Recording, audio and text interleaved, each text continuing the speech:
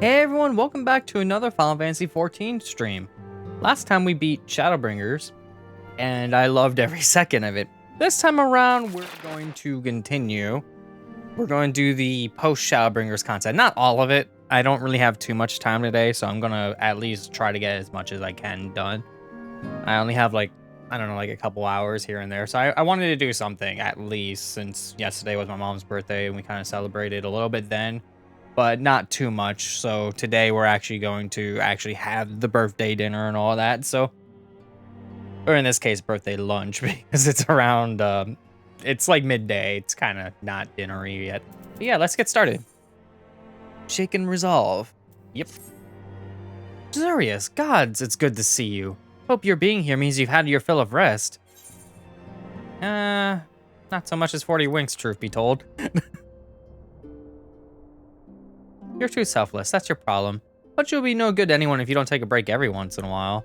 Anyway, not much has happened since your last visit. I had planned for you to meet that helper I told you about, but he refuses to answer his link pearl. I do hope he's alright. We've been exchanging messages with the Eorzean Alliance throughout, though. They say the fighting has finally stopped at Grimwald Dark, and that the Empire has shown no sign of movement. Which means that we might actually have a moment to ourselves for a change. Seeing as you're back, maybe you could tell me more about your time in the First? Great. Oh, and if you don't mind, I'd like to ask Flamen to join us. She'll want to know what happened to Minfilia. I think it's best she hears it from you. I'll meet you on the terrace at the House of Splendors. I mean, sure, why not just here, but whatever. Anyways, yes. Guess we're gonna go to the House of Splendors, and we're gonna tell Flamen about Minfilia.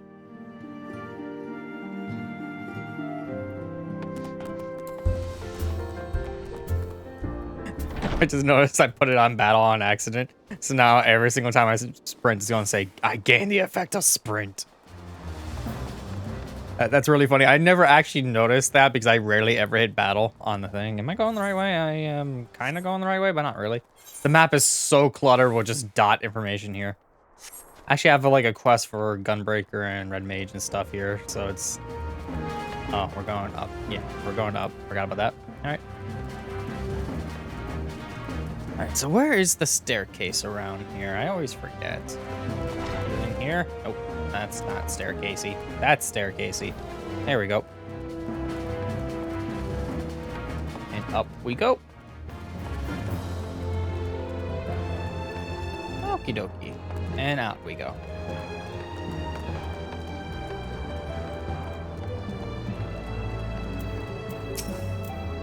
Zurius, my, it's been too long.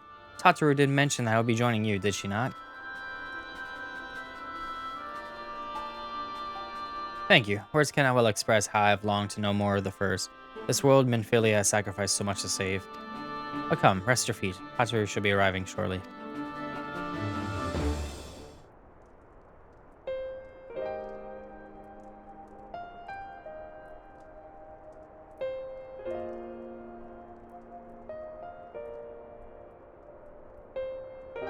And so Minfilia chose to pass on her gifts to the next Oracle? This girl who Thancred named Reen? To have such a burden thrust upon her as a child, only to embrace it when given the choice. In that respect, they are quite alike. It would seem her legacy is indeed in capable hands. Azurius, might I ask a favor of you when you next return to the First? Tell Reen what I cannot. To tell her, thank you.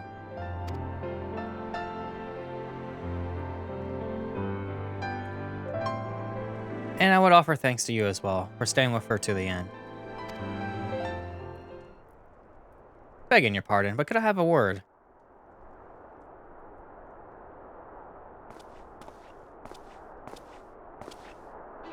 Real. Hope you're here to tell me you received word from our helper. I wish. Nay, I've not had a peep out of him. It's been a good long while now. Too bloody long.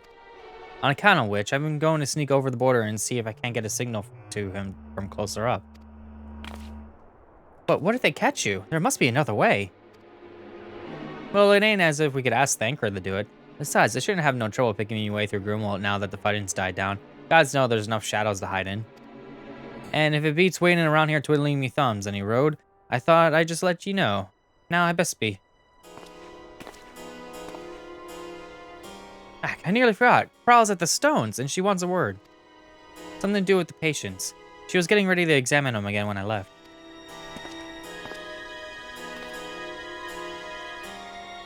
I best head back then. I'm sure it's important.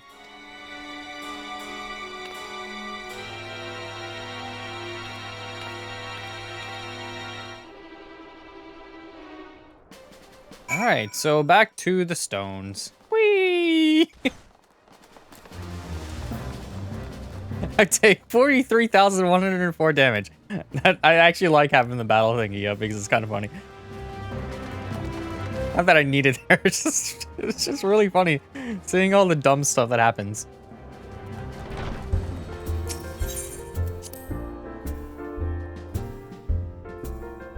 Alright, so I'm back here. It seems she's still examining them. I do hope it's nothing bad.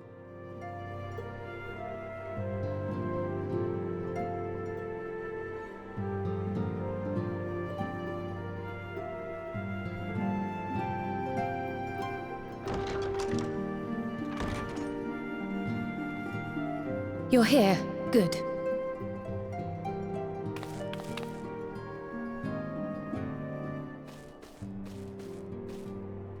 So, how are they? Still locked in slumber, but otherwise in good physical health. For the present, at least. For the present? Oh no, is something wrong with them? I'm afraid there may be. I summoned you after detecting faint signs of instability in Thancred's corporeal ether. But subsequent examination suggested all 5 might be affected. And when I examined them just now, my fears were confirmed. Tellingly, the degree of instability varies between them. Thancred exhibits the most notable signs, followed by Y'shtola and Urianger. The twins' ether, meanwhile, remains relatively stable, but there is a change there too if one knows to look for it. Hold on. Isn't that the order they were called away in? Indeed. Which leads me to believe the instability will only increase with time. Though I can but speculate, I fear this may be a symptom of a weakening link between body and soul. By the gods! What happens if the link is broken? I cannot say for certain. This is all unknown territory to us. Yet whatever happens, it cannot be good.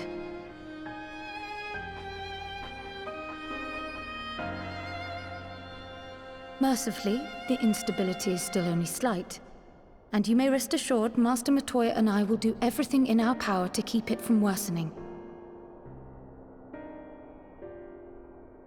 Be that as it may, it is imperative that you find a way to restore our friends' souls to their bodies.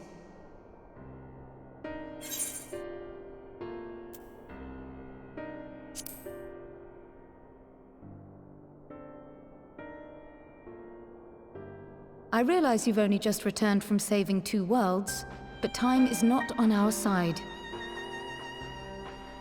But where's he even supposed to start? We had the greatest minds in the realm hunting high and low for an answer, and they ran out of places to look.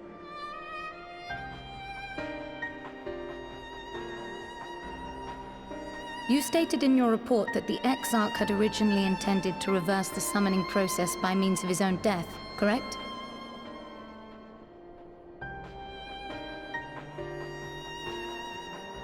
Raha always was a reckless young fool, ready to die for the first righteous cause that came along. His plan might well have worked, but I for one am glad he never had the opportunity to see it through. Even if it does mean our friends must remain stranded a while longer. There is another way, I am sure of it. And the key lies with him, with the Exarch. Pray return to the First and apprise him and the others of the situation. We, meanwhile, will do what we can from here. And, if the fates are kind, we will have good news to share upon your return.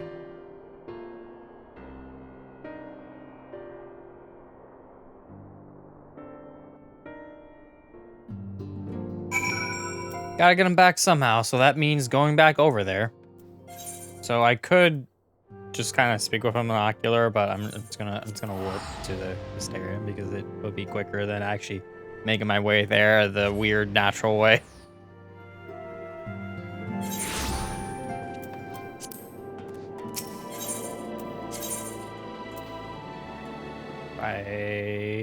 I'm blanking out here. Which one is it? Dusselgate. I could have probably walked the distance.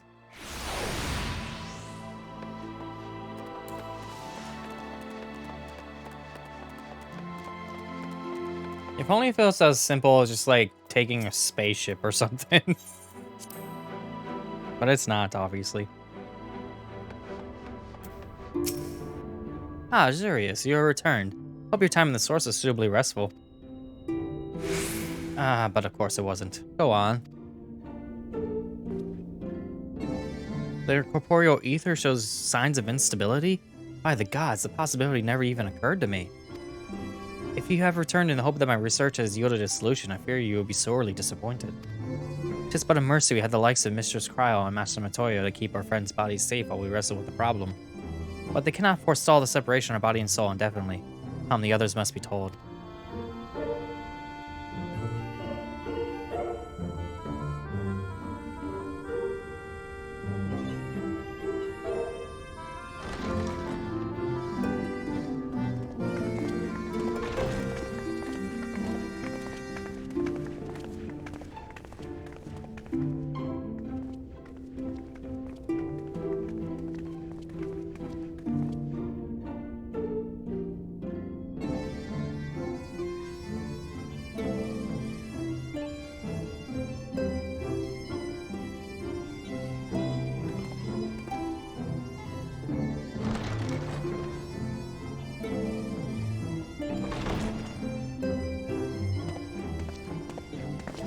Pray excuse my late arrival. Will Thancred and Reen not be joining us? Nay, milady. With apologies to all, they beg leave to pursue their investigation of the empty to its conclusion. Should matters here demand their presence, however, they did assure me that they would make themselves available. Yes, of course. Then let us proceed.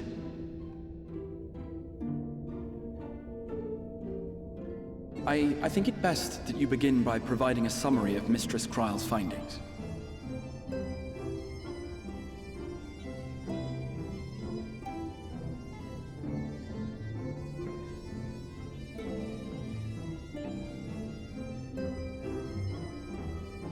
I suppose it was only to be expected that some change would occur.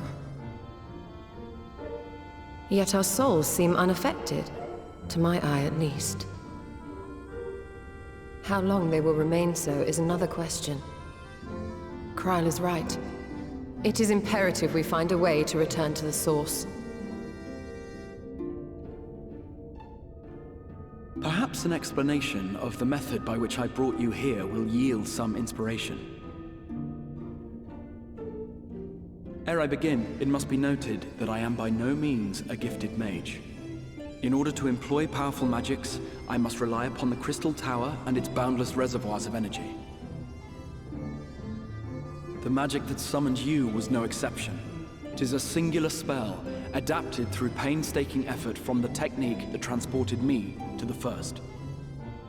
To use an analogy, it works by cutting a hole in the fabric of reality. A hole tailored to the object of summoning, through which it and it alone may pass unscathed. Though I succeeded in creating said hole, I failed to latch onto my intended target. Instead of you, the spell found those close to you, and ended up summoning them in their incomplete state.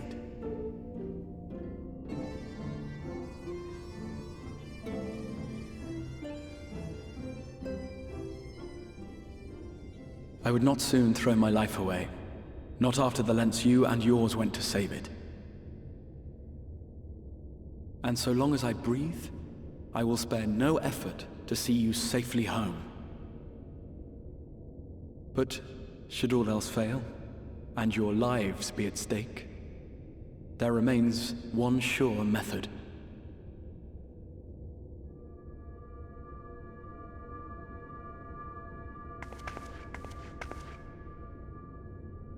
Oh! What was that for? How can you even entertain such thoughts? You owe your life to the Warrior of Light, and you don't get to die unless he says so.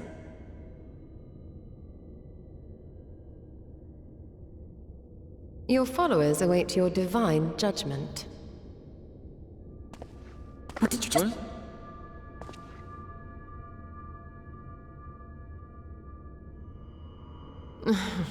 If the two of you have finished, perhaps we could return to our discussion? Rather than dwelling upon the multiple failed attempts at transference, I think it would behoove us to focus on the solitary success.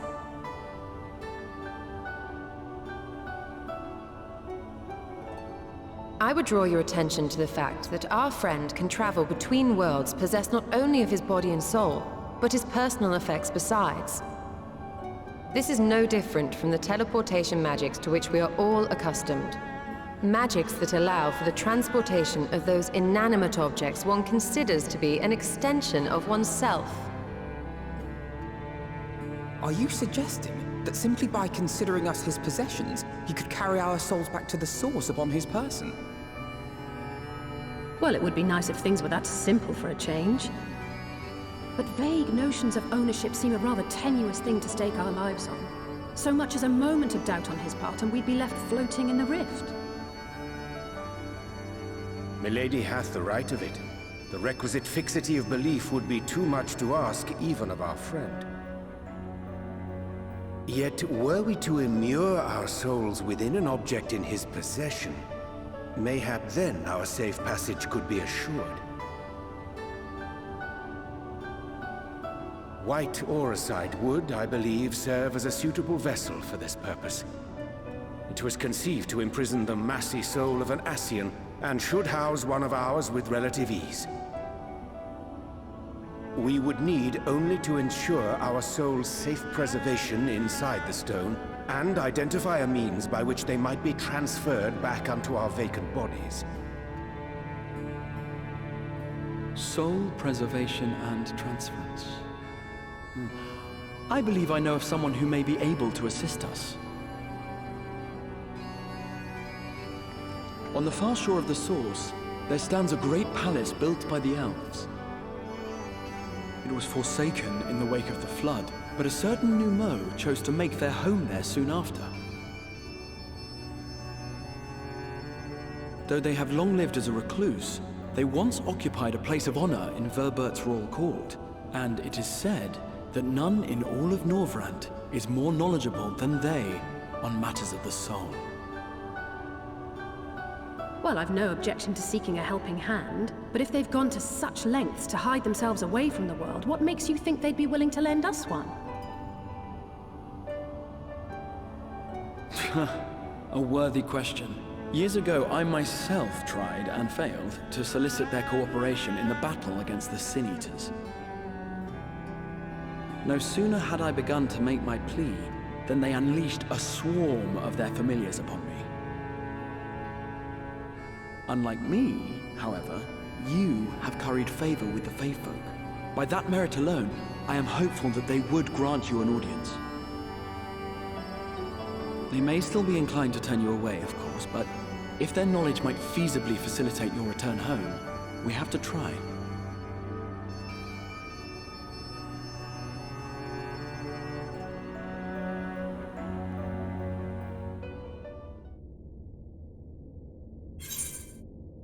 Not gonna lie, I'm surprised it only took one conversation.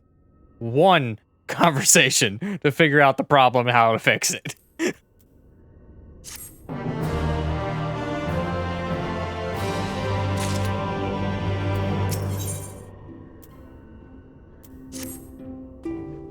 The Grand Cosmos, that is, the palace we seek, stands on the opposite shore of the source. I'll arrange for a boat to carry us there. Whilst thou journeyest thither, think it best I devote mine energies to the creation of White Orisite. By thy leave, of course, the process requires no small amount of time. And should the Numo consent to lend us their aid, we'll have need of a suitable vessel ere long. Agreed. Then I will ask the rest of you to meet me in Solon. Do be prepared for a warm reception.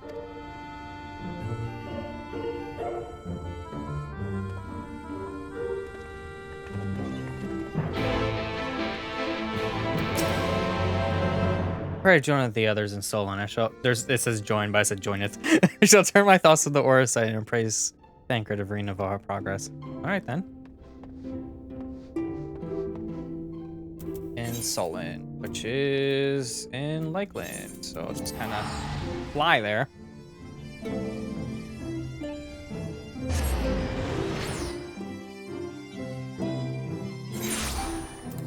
Okay, and anything will do. It's nice seeing the nighttime sky again.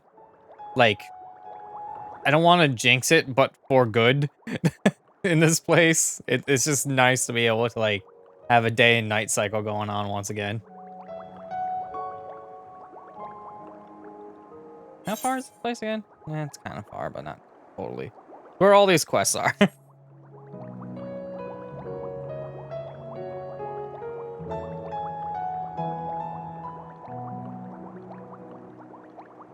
I wonder if, I haven't really seen them around.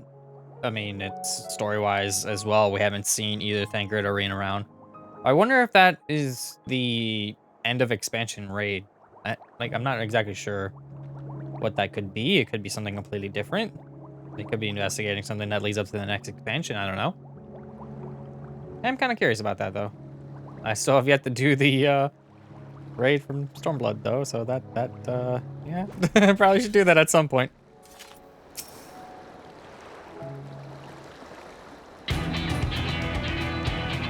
As I told you before, I had scarcely set foot on the palace grounds when I was set upon by our host familiars.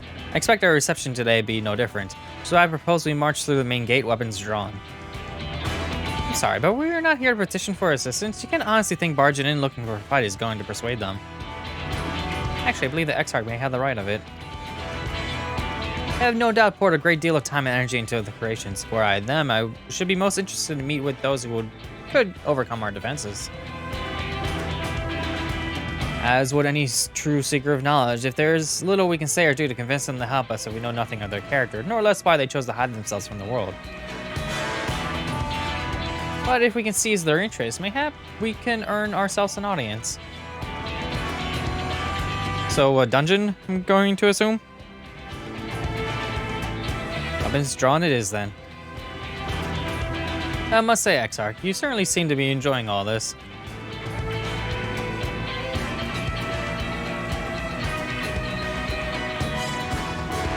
Do I? Well, I will not deny that I enjoy the thought of fighting alongside you all rather than pacing about inside the Crystal Tower. You both seem to be rather high spirits, if you ask me. Not that I'm surprised. Your moods invariably improve when Azurius is around. What exactly are you implying? He averted a calamity, and the light which seemed destined to consume has been extinguished. It's only natural that we were pleased to see him. Yes, well, you have plenty of time to celebrate his good health after we've finished here. Yeah, of course, then let us proceed to the palace.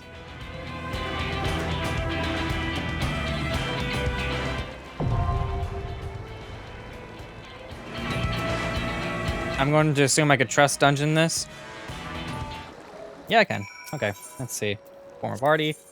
Oh, good, they're all level 80. I was going to say, because the other dungeons are, not anymore. I need to level them up again.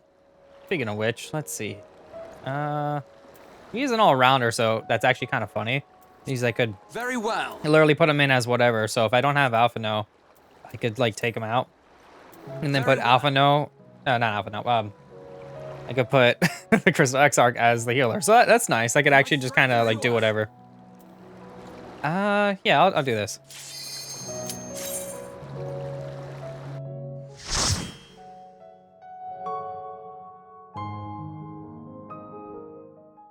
kind of surprised I'm doing a dungeon so soon, not gonna lie.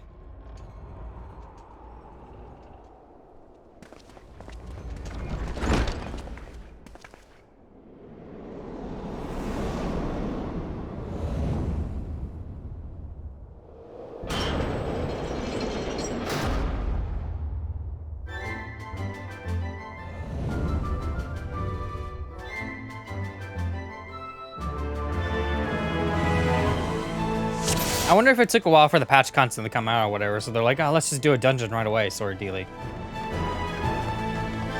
Yeah, no, I'm good. I'm just gonna fight. Speaking of which, I'm surprised we haven't actually found anything yet. Oh, there we go. Okay. It has been a teeny little bit since I played this, like about a week, so I should be all well and good. I should be fine. Also, I probably need this active so we don't actually die. Whoops. That's what happens when you, like, turn off, or not even turn off, just switch jobs, because normally I have it active, like, always, so I don't think about it. Can you die, like, a teeny little bit quicker? That would be cool. You know what? Let me just do one more of these, and I'll start doing a little bit of action-y time.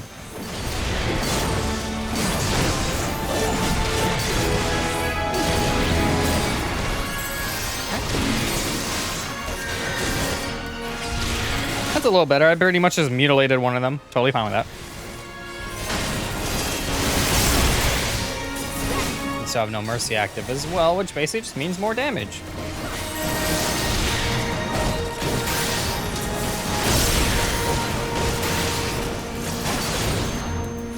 Oh, this is not bad at all. There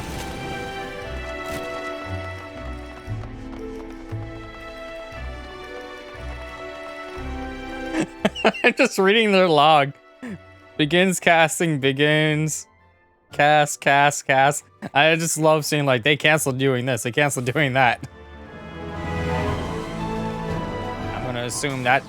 Yeah, that's what I figured. Bam. And then. Oh, you get over here. Let's not do this. You are a me target. You target me at all times. I will sit here and be the damage sponge, and they heal me appropriately. Oh, and I'm moving. I'll be the damage sponge for as long as my health isn't in danger. Basically, all my HP aside from 1 is damage sponge. Everything else is like the 1 HP that is left. That is my uh-oh, I'm going to die HP. I don't know why I hit that button. Oh, well and good though.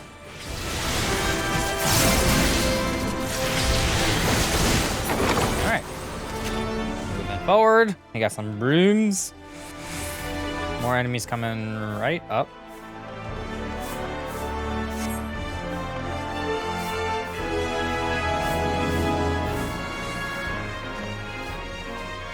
Here we go.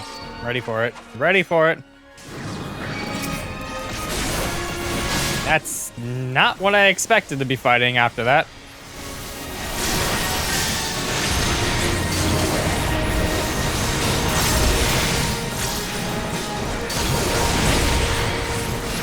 Oh, moving. Okay.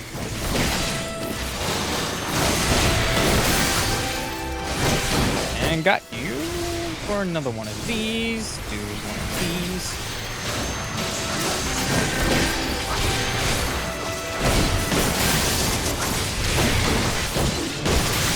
I love that they're like crowding on me right now. I'm like, let me do some damage mitigation so I don't need to get healed as much, and Alpha No could actually start doing something other than healing.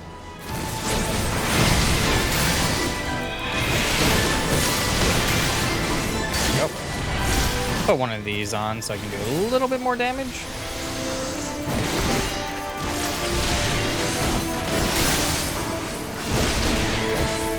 Yep.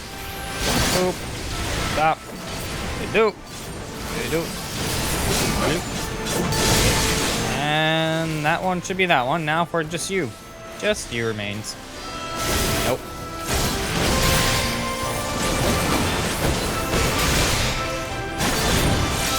Alright, there we go.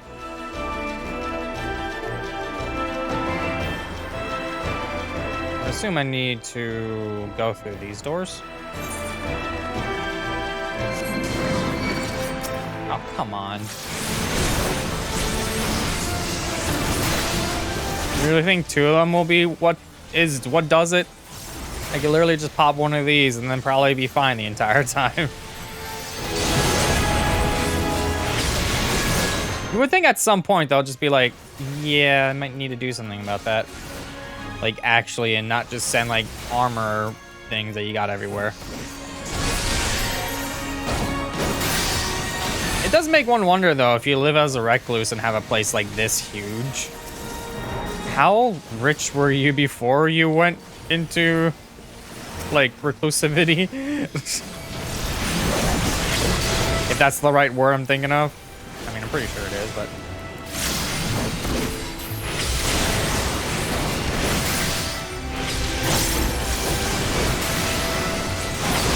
Here we go.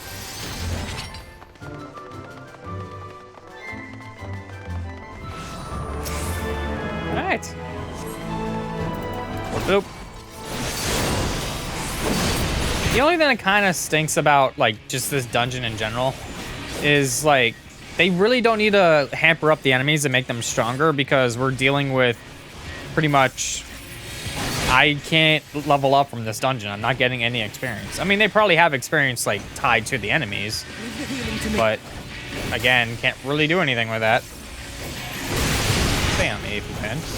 Not that it matters. I think you're just attacking them because it's like, I'm going to choose to attack healer.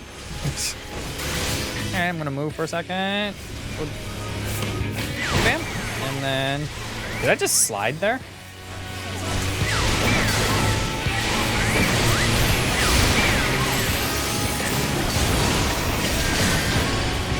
I need a little bit more.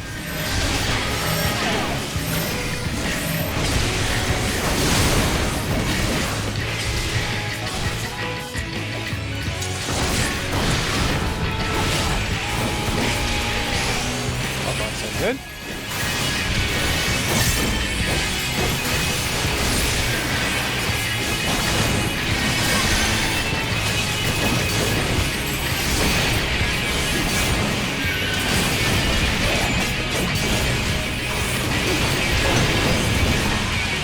I have 3 vulnerability stacks. I'm not exactly sure what gave them to me, but I have them.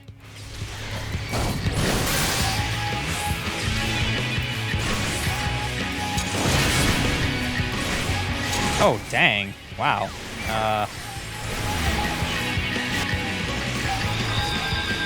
Well, I see what I got him from. You really gonna make me walk all the way back there? Fine. Okay, so what was I supposed to do there? Because I kind of was far away from the broom, but then I kind of bloop right in there. I love the fact that it says I was defeated after I was revived. It's like, what? Do I actually take damage if I walk in? Yeah, but...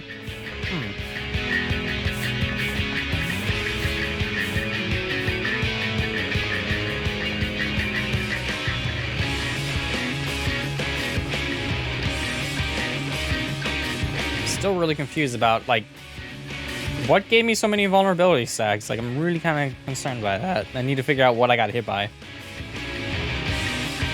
Except for the effect by vulnerability up, I got hit for damage. What hit me? Is it the Luminous Lance? No, that's the Carbuncle Derp. What did they do? Huh, I don't know. Whatever. Just go in there and then find out what I get hit by. I'm gonna pay attention to what he does and then go from there. Okay, I nearly died. What hit me?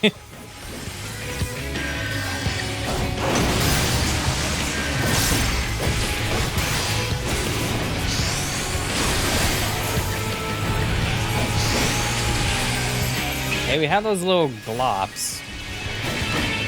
Dark shock. Okay. That's not it. We have these things. I imagine if I get hit by... Yeah, I got vulnerability up from that. Okay.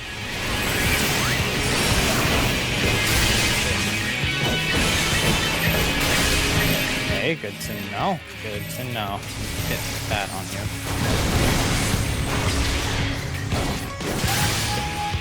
Honestly, it doesn't really matter where I stand for this because I'm going to get hit by it regardless. There we go. As long as I don't stand over somebody, we're good to go. Again, and that's all I care about when it comes to that.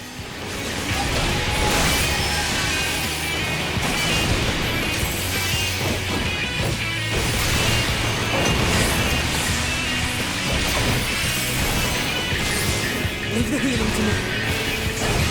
You say that, but I don't want to die. Okay,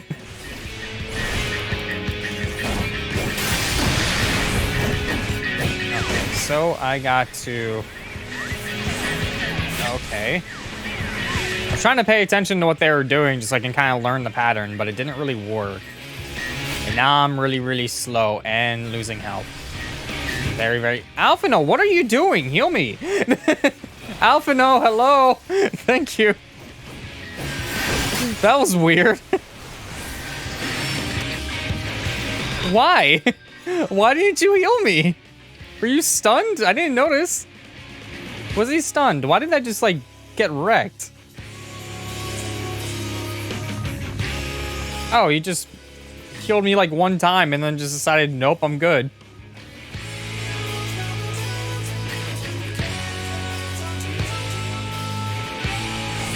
That's funny. That is so funny.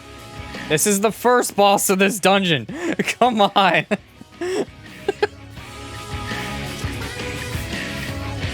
Okay. So the brooms give me vulnerability. All right. Good to know. Good to know. I'm doing terrible. I am doing so terrible.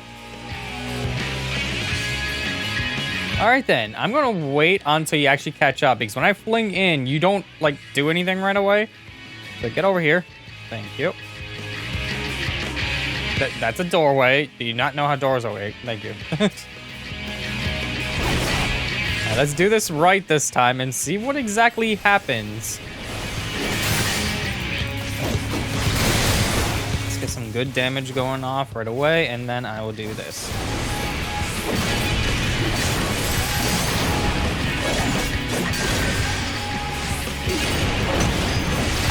Go.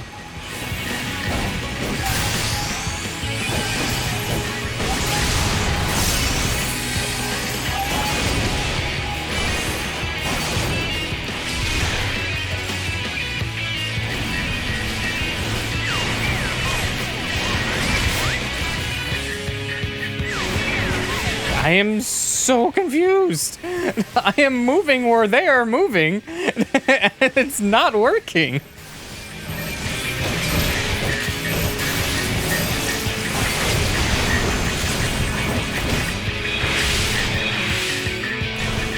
Alphino, if you would. Alphino, if you would. Why did you heal yourself? You do realize that if I die, everything ends, right? This is awful. Okay. There's not really much I can do about it either because, again, level 80, and I have pretty much everything I could possibly have at this point. Aside from maybe a slightly better weapon, but that's not going to help that much.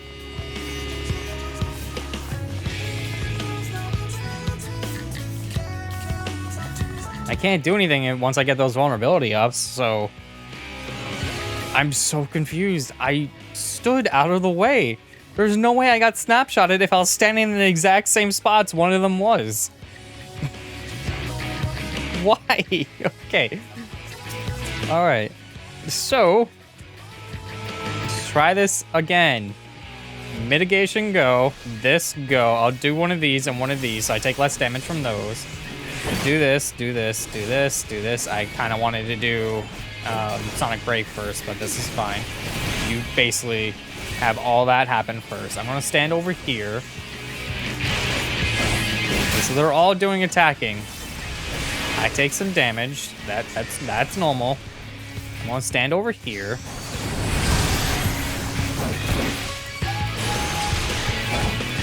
I don't know why they're just standing underneath them now, but that's what they're doing. Okay, I'm over here.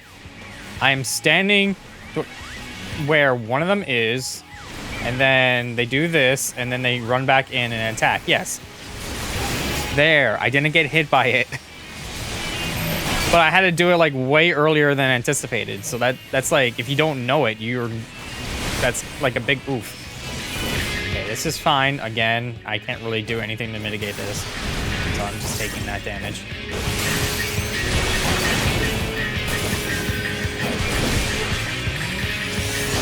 Get that off, and then we'll do this again.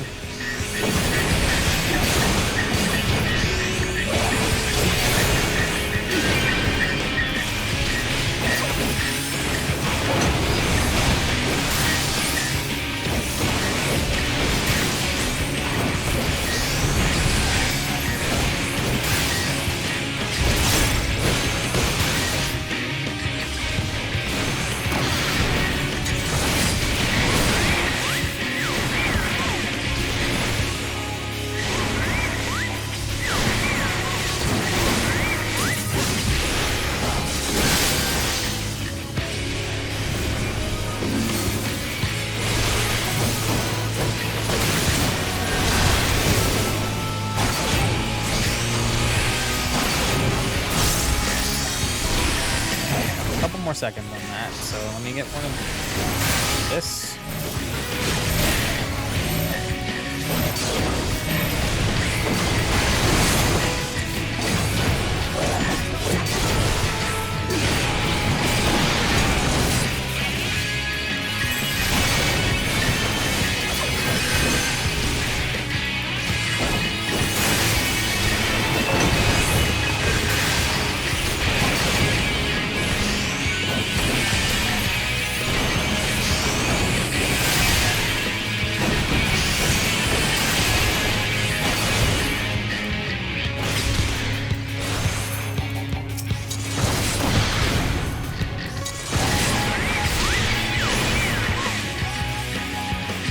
I'm literally just gonna follow Alize, and if I get hit by it and she doesn't.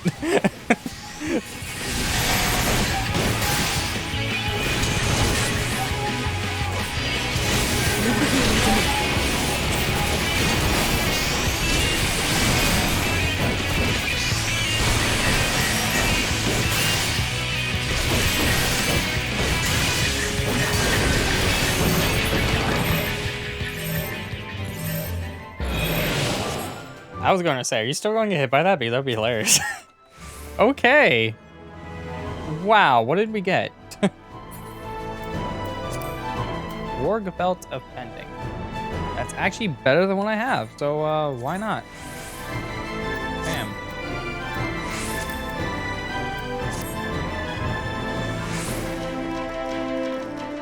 That was kind of bonkers, not going to lie.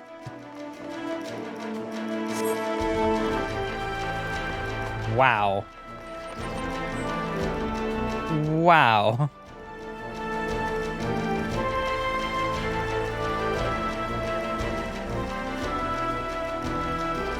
Now, there's a chest there.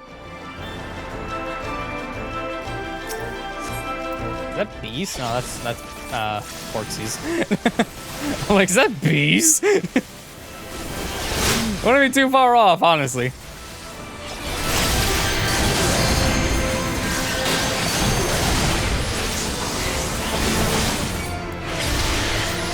Hopefully the next bosses in the lineup aren't as aggravating with stupid vulnerability attacks like that.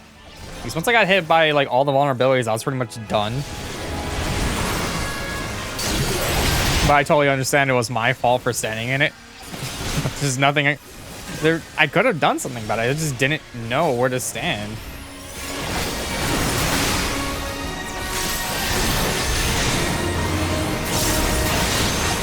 This is taking a little longer than I want.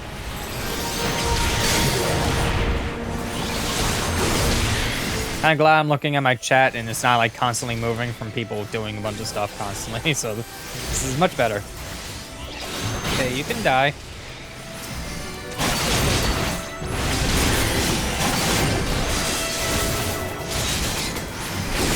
Okay, there's only one left, so I don't really need to bother with that. I was gonna say I would do it to get the thing anyway, but. Bracelet of Healing. Is that better than what I got?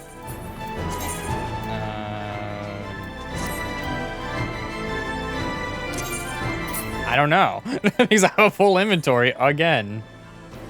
Oh, it's Conjurer stuff. That's fine. I'll just swap it out. I should have realized that when I said of healing, but whatever. It just means I have something for my white mage. Hello there. How about a little bit of no action, please?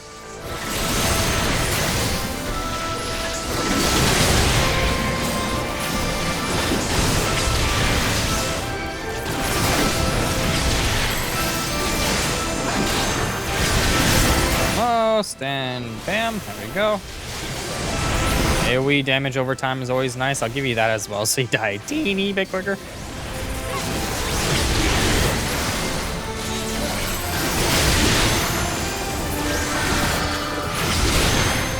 Yeah, that thing's dead, so all I gotta do is focus on these. And honestly, I'm probably going single-handed them.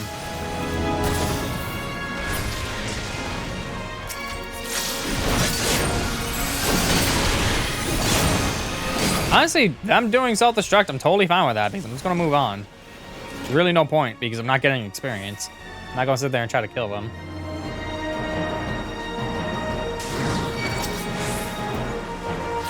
Maybe not. Before they kind of run off, I'm gonna tag them really quick. There we go.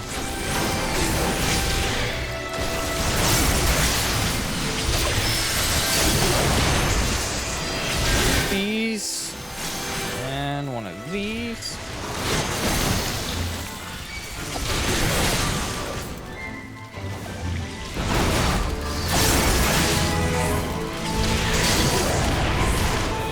Honestly, that's a even better because it spreads them out just a little bit.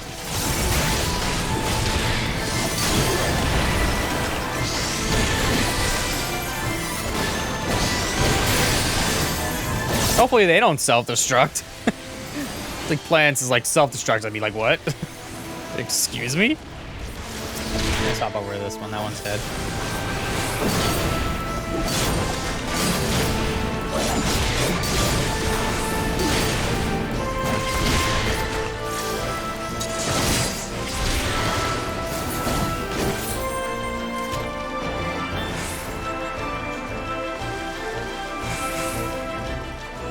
Well, the trash mobs aren't anything like too bad. It's just that first boss. I really hope the next one isn't that aggravating.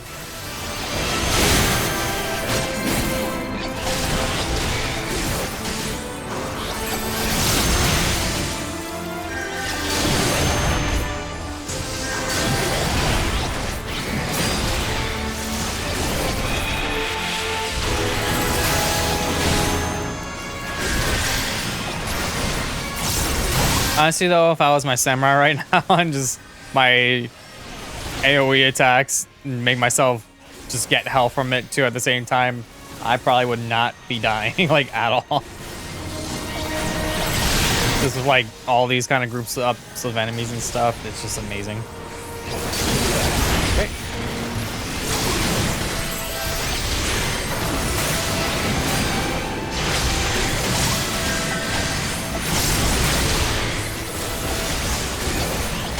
Why are you breaking off from the pack?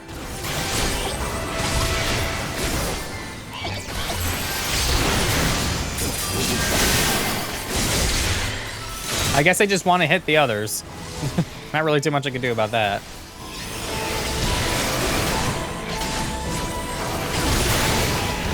There, all that's left is you.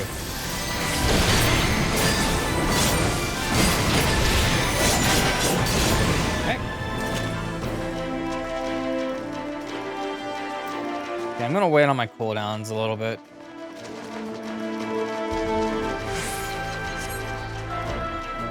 I don't want to walk in with like half cooldowns.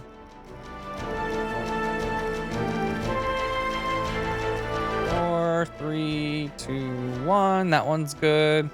Now about 18 seconds for that other one.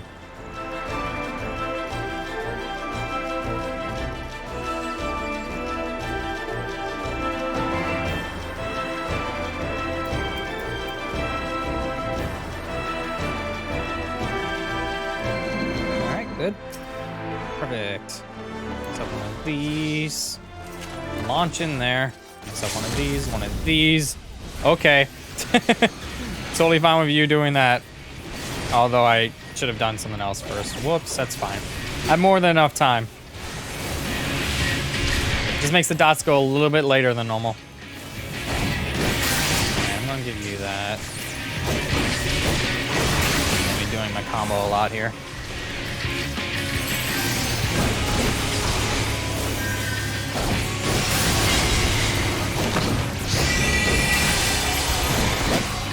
What do I gotta do here? What do I gotta do here? Just grab one of them?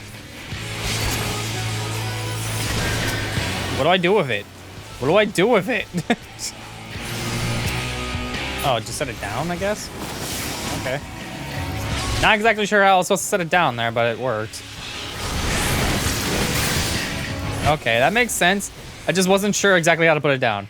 I mean, it probably popped up in a tooltip or something and I just missed it, but, whoops. I'll figure it out next time.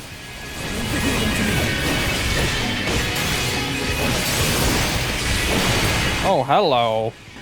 Okay, that's not a good spot. Right here is better.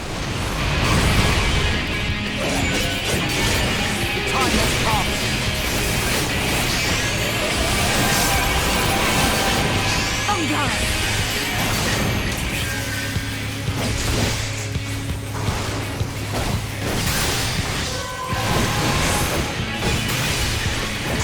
Doing this again. All right, well, at least now I can figure it out. Okay, so where? Okay, so. Oh, they're moving them down. Okay, so I should probably pick it up. And set it down. Right. Yeah, that works. Okay, none of them grew. Perfect.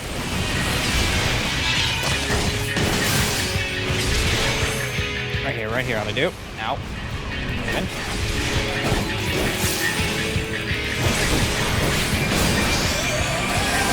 Okay, I'll get myself one of these again. Boop. Bam. Much easier than the last one.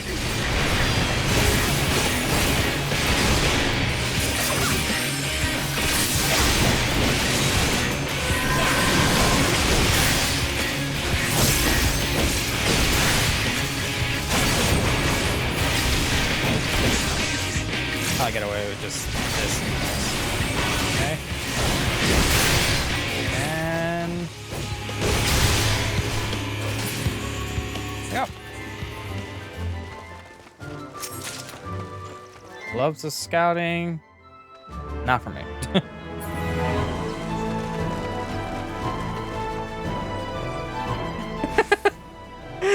If we dry these leaves, perhaps we could use them for tea.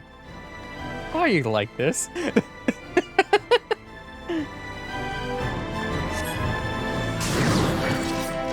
Hello. I have a feeling that I'm fighting more than one thing here really shortly, so I'll find out.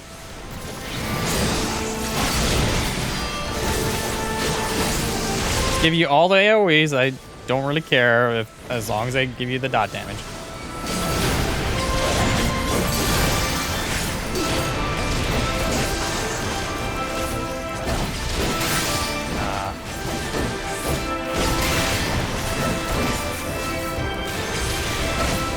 Not gonna lie, I didn't see the AoE marker for that one. It just kind of happened. It's dead at the end. So we got two sets of stairs. I guess I'll just pick this one.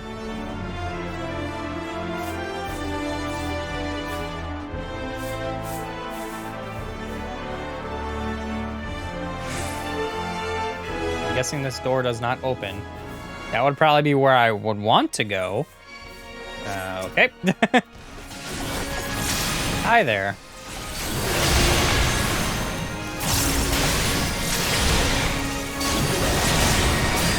Someone's gonna take that. I don't know, but it's damage.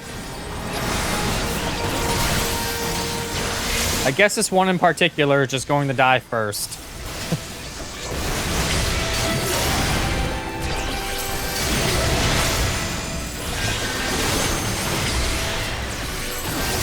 You know what? You have the most amount of health, so I'll just give you that.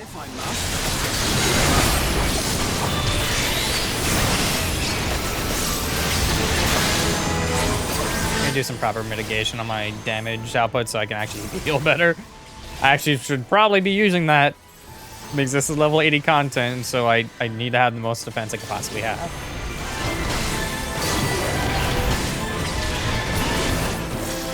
That does make me wonder though when Endwalker comes out and the experience things, like if these quests are obviously going to get like some sort of experience stacked on. But most people are probably just going to do things like Duty Finder and like try to max out all their stuff. So it makes me wonder how, I mean, obviously they're gonna be level synced and all, but it just makes me wonder like how, if this content's gonna be easier or not. Because again, item levels are a thing and that's like, you can't really get around that too much if you have like really good stuff. I mean, it still kind of like maxes out like sinks and stuff like that, but can I stand on this table? The game wanted me to. Can I sit? Can I like type /sit? Oh, never mind. I thought I sat on the chair. Oh, now Alphino cares about ghosts. Sitting there casually talking to the ghosts of like the Asians earlier on, and like at the end of the game. Oh, hello there. Get a little bit closer so I can hit you all with this. Thank you. I have like 3 seconds on that, so boop.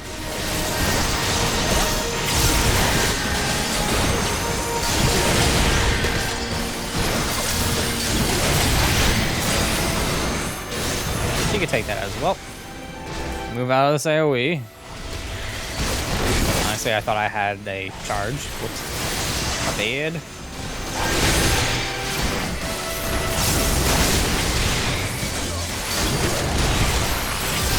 I assume I'm near the end here, yeah, so I could use one of these. 90 seconds, will be fine.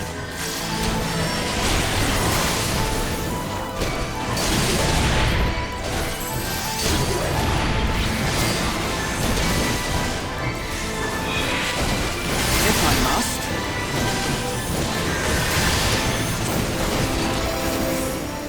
Thank you for particularly killing that one target. That was awesome.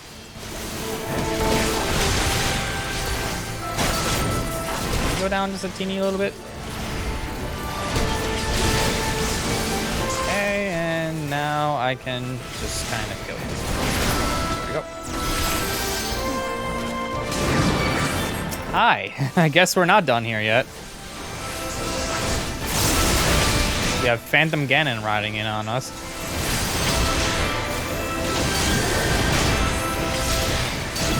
I'm gonna a little bit easier.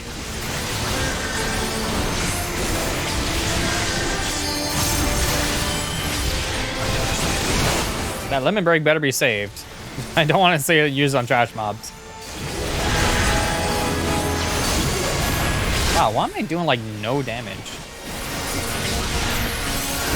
Just focus on one, try to get them out first, while the other are just being damage sponged by me.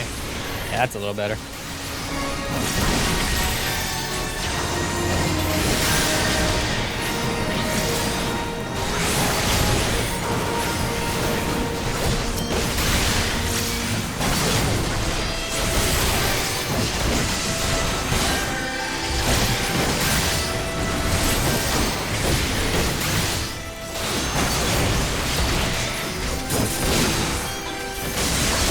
Sir Finibert has a lot of health.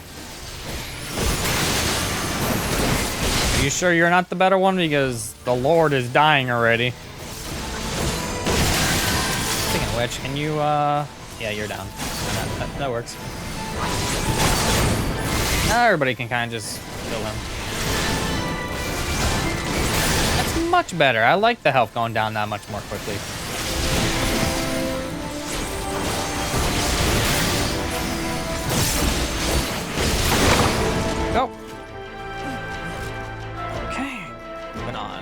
guessing... Oh, we got a treasure. Alright, so open that up. More materia. More ghosts. I'm going to assume...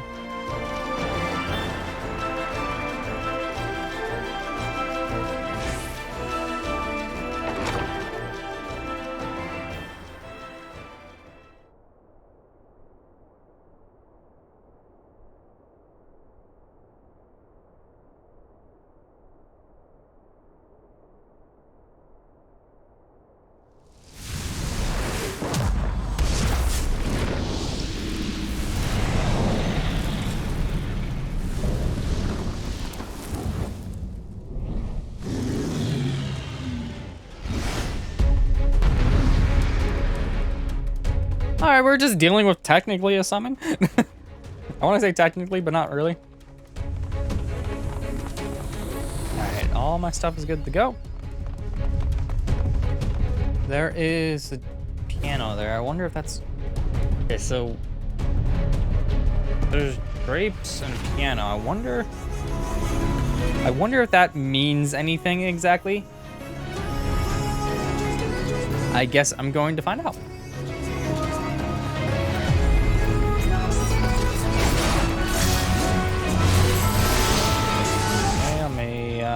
Do one of these.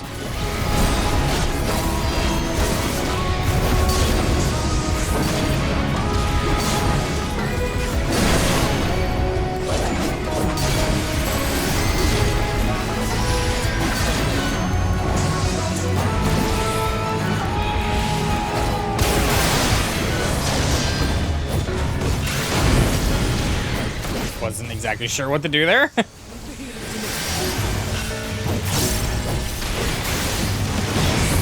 Oh, it's just gonna whack me in the head. Awesome.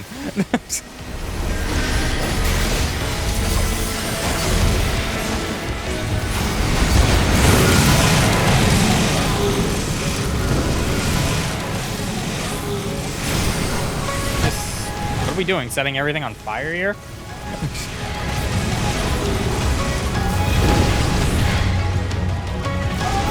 If I must.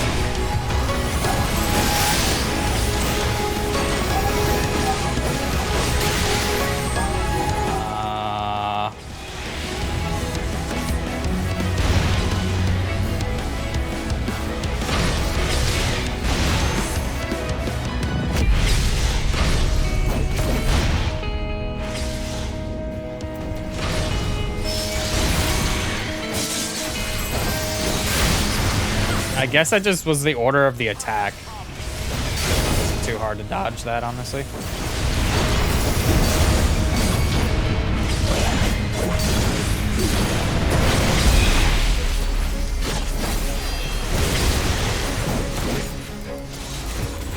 How does this one work again? Oh, that's just, I'm gonna hit everybody for damage. Hello, Chandelier.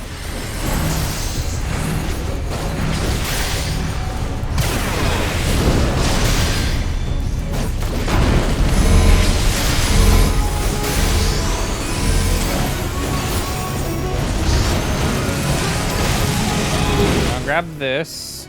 Okay. You grab the drapery, I think. Yeah, perfect. Perfect.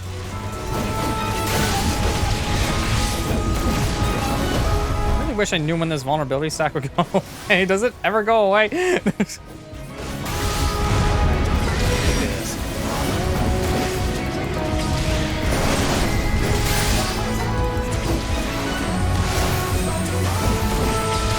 One, two, three, four. Okay. So just spread ourselves out. So he's going to basically be doing attacks based on the number of who it was. And then the tether shows who it's going to go towards next. Which means I should stand away from people so they don't get hit. And then I move out of the way. Okay, that makes sense. I figured that out.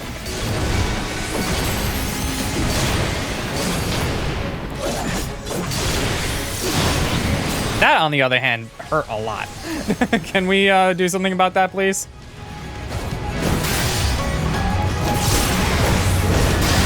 Okay, I'm gonna stand right here. LB, please, if you must. Or actually, not now, now I think about it. It'd probably be better if we waited. Wait until I at least hit 15%.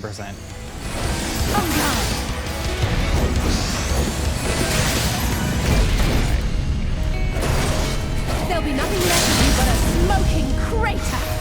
Ah, they actually just did it. They're like, oh, hey. I'm always fourth in the line. I'm totally fine with that. It's just weird.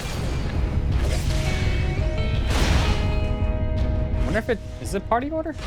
I think it is party order. Yeah, it's party order. Okay, it's just party order but backwards.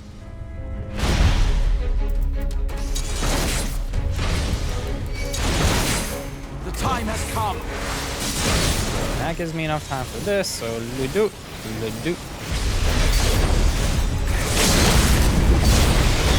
Oh, the LB didn't go off earlier. Okay. That's probably deaf. Yep.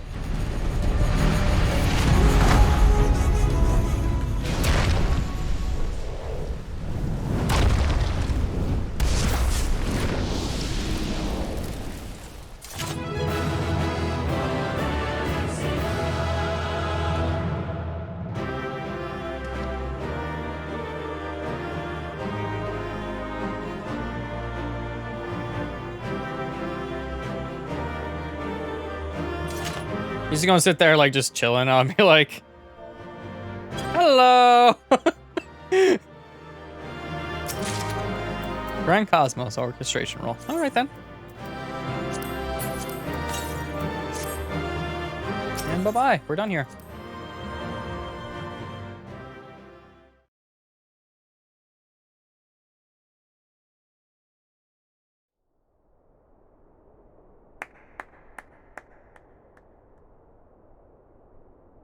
That was my fiercest familiar.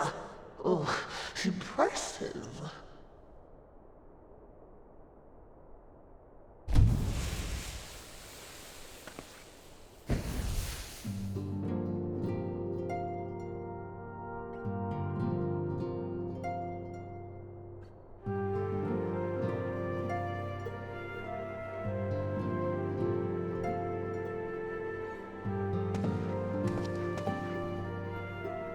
Backlook, 'tis good to see you again after all these years. And judging by your vigorous greeting, I dare say the feeling is mutual. To be sure, a simple shake of the hand would have sufficed by way of welcome, but I shan't complain. But you must be wondering as to the purpose of our visit. We come to beg your assistance in a most urgent matter. Shake? Beg? Our comrades' very souls are in danger. If we are to save them, we will need the benefit of your unsurpassed knowledge on the matter. Please, will you not sit and hear our plea? Oh, how dare you! How dare you speak thus in my presence! It was to escape such words of temptation that I hid myself from the world of men. You are sinners, one and all, and I swore never again to have any part in your affairs. I can only imagine what terrible events forced you into a life of seclusion. But I know that the Numo are a good and noble folk. It is not in your nature to turn a blind eye to the plight of those around you. And in treating with us, I am certain whatever mistrust you feel for man will begin to heal.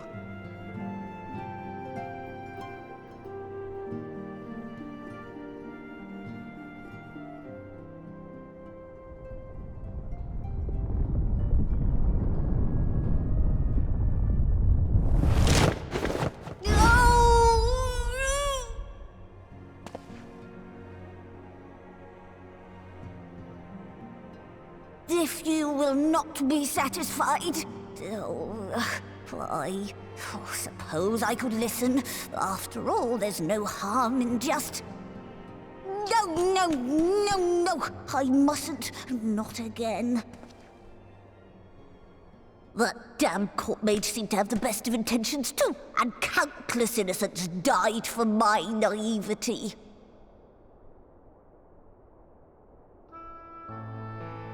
Oh, you know not what you ask of me, what horrors my knowledge has wrought.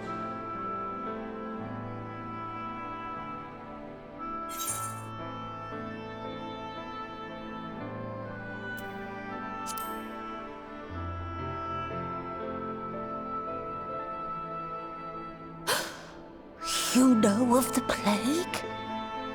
Then you know how dangerous soulcraft can be. Instead of saving your friends, you risk damning them. Are you sure you're willing to take that chance?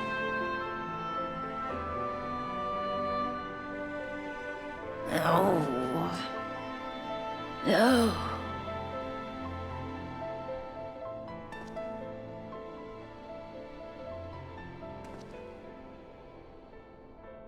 Oh, very well.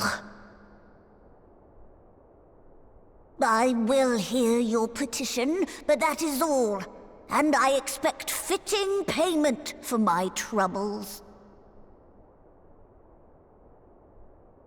Commensurate with your contribution to our cause. No more and no less, I promise you.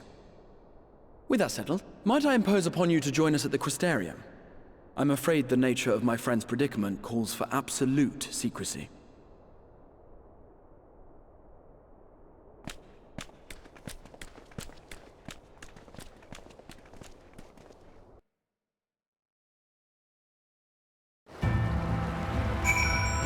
That works. There you are. The others have gone ahead to the Crystal Tower with Beglug. For the record, I truly wish we hadn't had a result to using such words when treating with them. I have ever sought to convince, not to compel. Yet I cannot deny that the part of me is glad Urianger shared his knowledge of the new Mo with us. Had he not, Beglug wouldn't be here. Speaking of whom, we should hurry. To keep our guests waiting would only add insult to injury.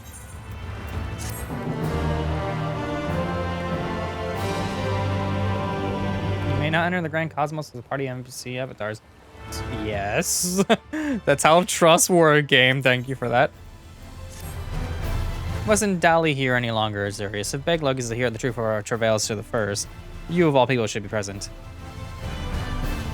Sounds good to me. Let's just go back to the Crystarium.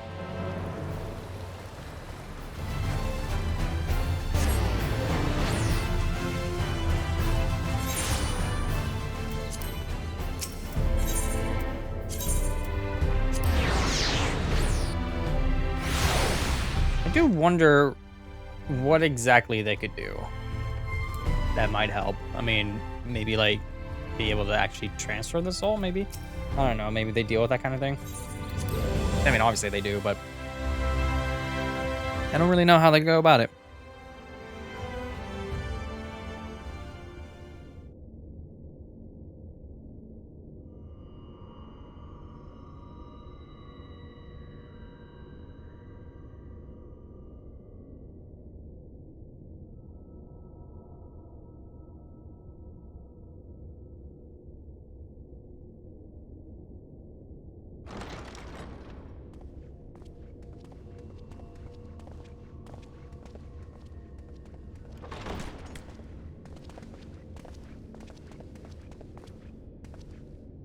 I'm sorry. You mean to tell me not only that the return of night was your doing, but that you hail from another world as well? Everything we told you, of the source, the shards, the 7 umbral calamities, all of it is true. I realize how fantastical it sounds, and I would not blame you for doubting our testimony. But given your expertise, you must surely have noted the peculiar nature of their souls.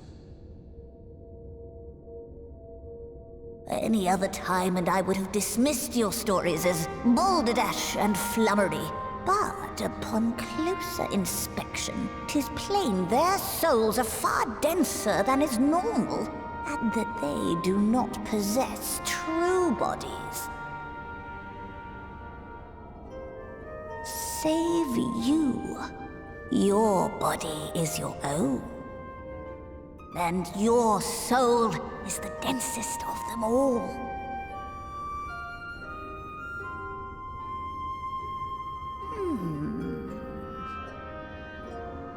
As I said before, were it not for their heroism, the skies over Norvrant would still be awash with light, the realm yet at the mercy of Vorthri and the Sin Eaters.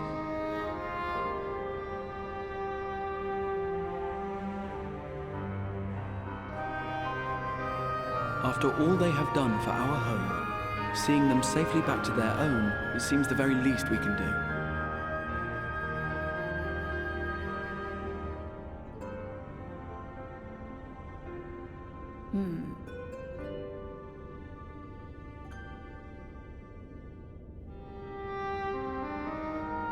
Your tale is intriguing. Yes, very intriguing indeed. Simply to hear it is fitting payment in itself. As for your friends, I can but agree. Their valorous deeds on behalf of Norvrant are deserving of recognition, of their own fitting payment. You will help us then? I will. I would see my knowledge put to good use for a change. I do have one condition, however. I am not the spry young Numo I once was. As such, I will require assistance in my fieldwork and testing.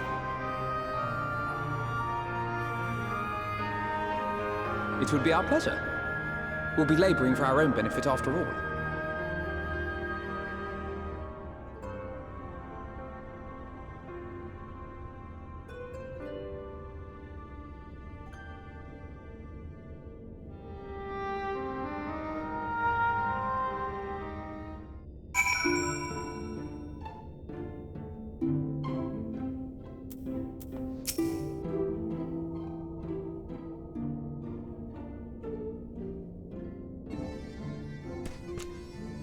You have spun quite a tale, but tell me, have you given any thought as to how you might return to your world?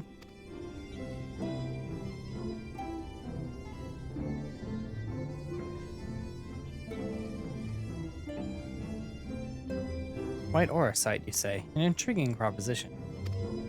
But one which fails to account for the present state of your soul. They have become highly charged, likely as a consequence of having maintained tangible forms for so long. In such an energetic, unstable state, there's no telling what may happen to their souls within the aura site. They could very well become immutable to transference, never to be restored to their bodies. Then, would it be possible to force our souls into a state of dormancy prior to the transference? In theory, yes, but the soul is not a candle to be snuffed out and relit on a whim. Well, that sounds ominous. What exactly rendering our souls dormant entail? In order to maintain a corporeal form, your souls constantly draw ether from your surroundings. This process must be halted, and the resulting surfeit of ether removed. Your minds would ultimately be separated from these faux bodies of yours, rendering you incapable of interacting within the world around you. A cruel fate under noble circumstances, but one which will be rectified upon your return home. Leaving lifeless huts. Like those poor souls at the inn at Journey's Head, corrupted by the Sin Eaters, their ether made stagnant by the light. Corrupted? Stagnant? Might I see these unfortunate individuals? Why, do you think you might be able to help them? I might, or I might not, but I shan't know for sure until I've seen their condition firsthand. Then I'll be glad to take you to them, on the understanding that you won't do anything which might increase their suffering. It was my faith in man I lost, not my compassion. Well, I see no need for all of us to accompany you. While you escort our guests to the inn, I will assist Urianger in creating the requisite aura site. I believe my talents will be better applied to that endeavor as well. Might I leave the three of you to assist Beglug as necessary?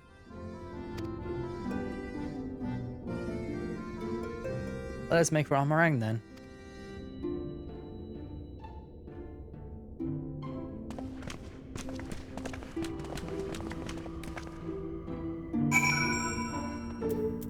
to Journey's Head.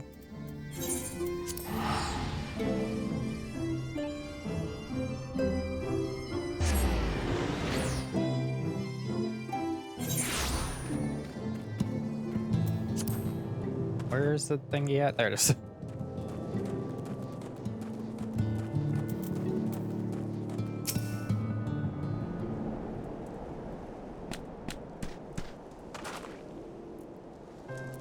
So this is Halric, is it? Yes, his etheric balance leans perilously towards the light. Towards stasis. What do you suppose will happen to him? Not too bright, are you, boy? The same as all poor souls corrupted by the light. You'll become a sin eater. You don't know that. We defeated the Wardens and banished the light from the night sky. Halric was completely unresponsive before, but now...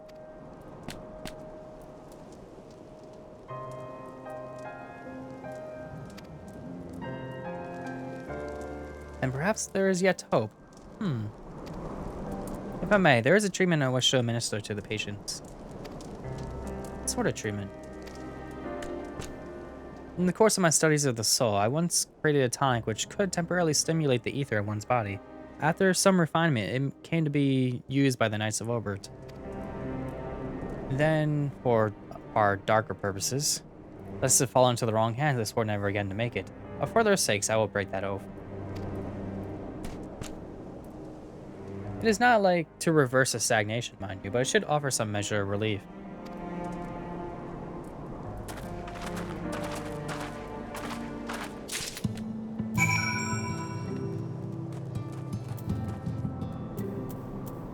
Highlight them and boop.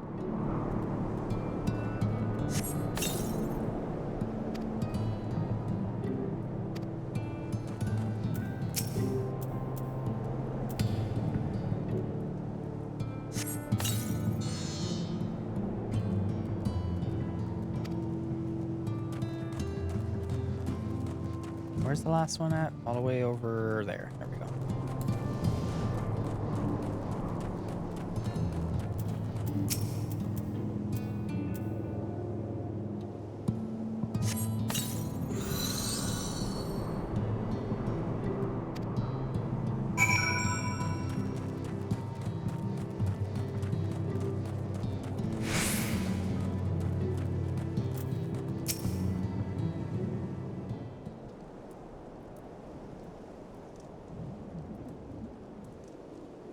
Now then, have you noticed any change in the patients? A notable rise in body temperature and increased motor function, in most of the patients at least. The more severely afflicted showed no response. As I feared then. It's true that with the restoration of night, the corrupting influence of light would no longer grow, and yes, the bodies will naturally return to equilibrium given time. But this holds true only for the corporeal ether. Their incorporeal ether, that of the soul, is not so easily mended. Which is why those in the later stages of corruption, like Halric, appear unaffected by your tonic. Precisely.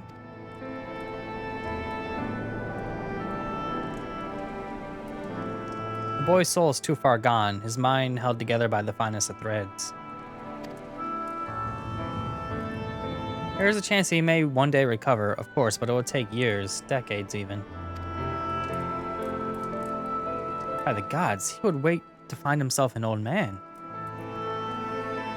Fine reward for his persistence, the opportunity to mourn the life he never had a chance to live. No, there must be something we can do. Look, I realize this is not why we petitioned your aid, but do you think it's possible we could find a way to hasten the recovery? Maybe. Nor do I think it impossible that in treating them we might learn something of relevance to your own predicament.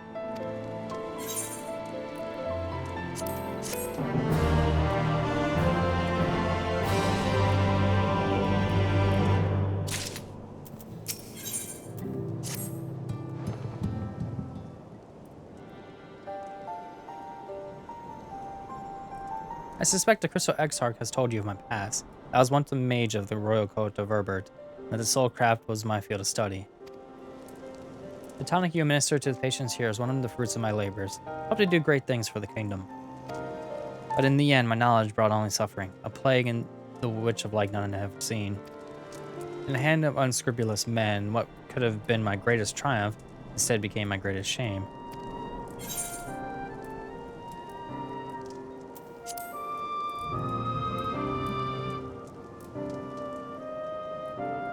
Aye, that they did. I shudder to think what might have happened had they not. But let's return to the task at hand, finding a means by which we might revitalize these people incorporeal ether. Do you think it can be done? Were the sky still ablaze with primordial light, I would call it an exercise in futility. Now we may have a chance. The method I have in mind will entail the conjuring of a familiar.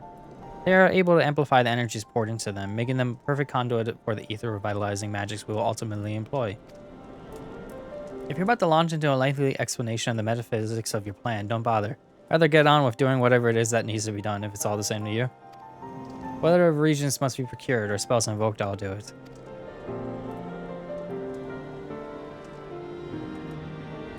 I admire your spirit.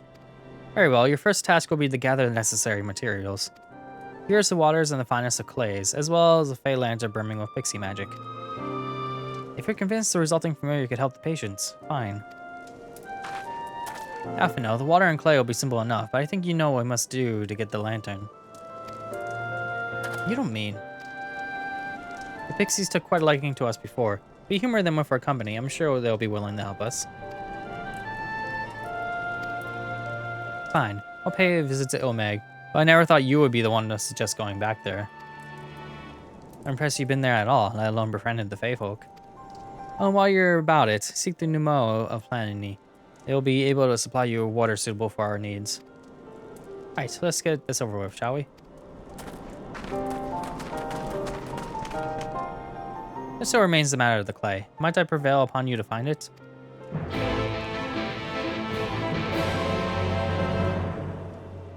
Where would I even start looking? Clay from Amarang would likely be best. Know you of anyone who might be able to assist us?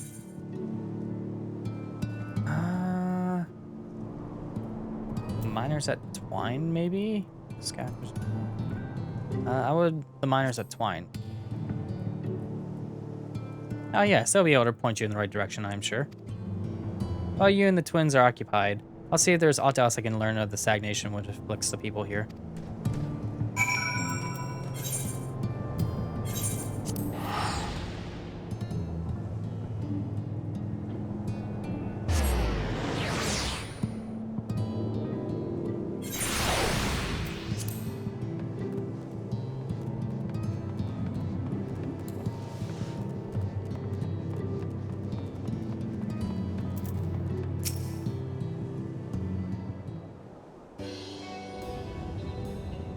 Azurius, well, what a coincidence.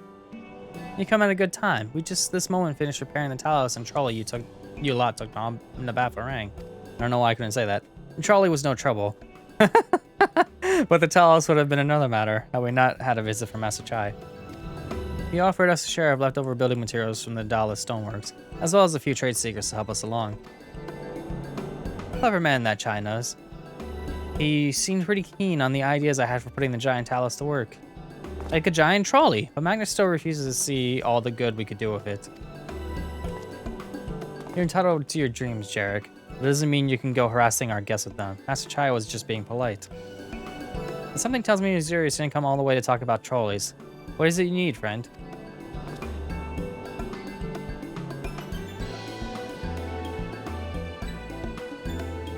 I see, and this familiar requires clay from Amarang. Well, look no further. If anyone could find you some quality clay, it's us. Saying that, it isn't exactly a commodity nowadays, but there must be some lurking somewhere or other, waiting to be dug up. If I'm not mistaken, there was a time when they used to take clay from Mount Buren mines to make adobe bricks. The place is swarming in coyotes now, but if you're after the good stuff, you could do worse than look there.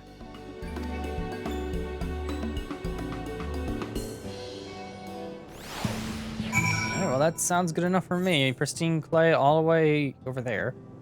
Not very far from here, honestly. So, get on a mount and go.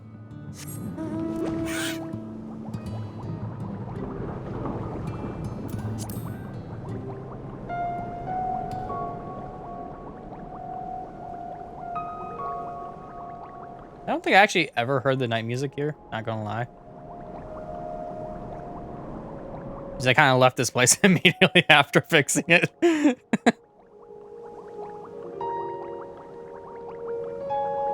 Alright, well, here's the start.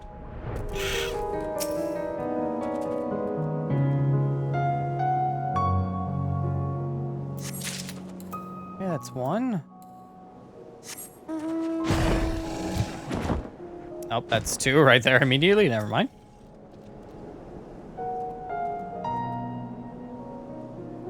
All right, and I'm going to assume the last one is... Yeah, right there.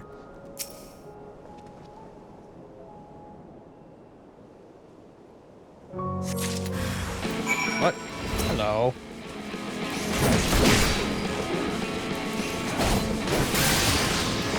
A level 80 coyote. I'm kind of shocked, honestly.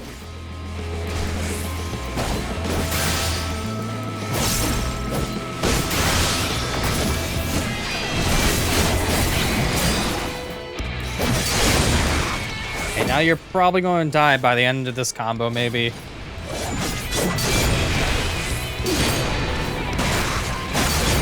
we go.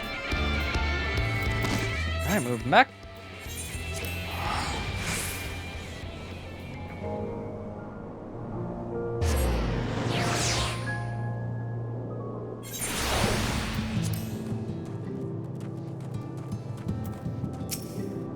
The twins have returned, and in one piece at that.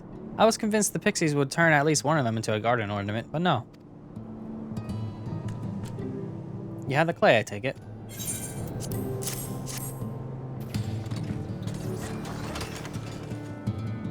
Wonderful. We need but combine the clay and the water, then heat the mixture with the Fey lantern. After that, it'll be a simple matter of settling upon a suitable form and performing a necessary incantation. Hey Glug, I have a question. In the event that we had need of this spell and you weren't around, would it be possible for another to perform the incantation? Assuming they possess the requisite skill, yes. Ulrich and the others have suffered so much, and I swear to do everything in my power to save them. If there's a chance that the spell could do that, I would be one to invoke it. And mayhap you should be the one to do so.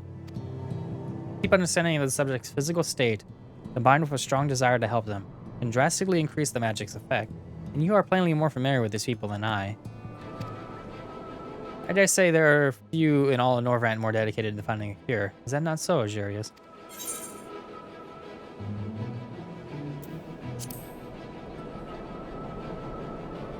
I'll give it my all, for Halric, for Tezleen.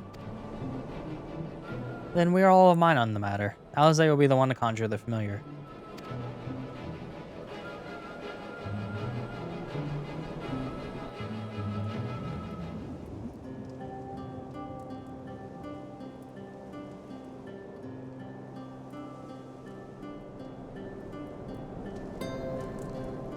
Let us begin.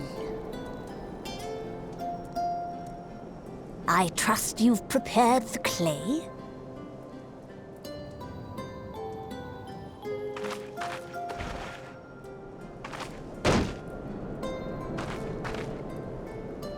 Very good. Now, I would have you sculpt for me a porksy. Plump, with floppy ears and a short curly tail.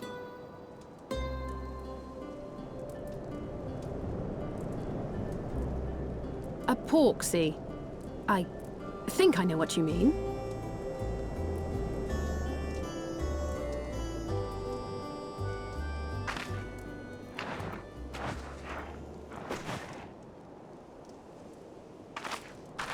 There we are. How's that?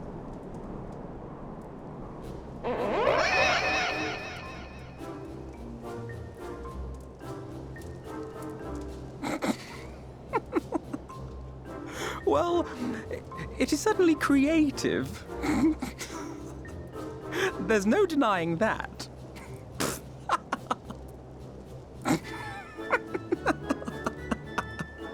Yes, I'm no artist. Very funny.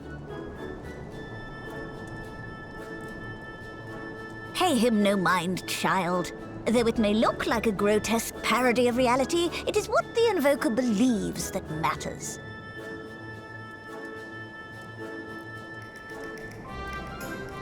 You're not helping. But I speak the truth. If successful, this incantation will turn imagination into reality. Which is why the only thing of import is what you believe this figure embodies. You must focus. Hold the Polx's image steady in your mind's eye.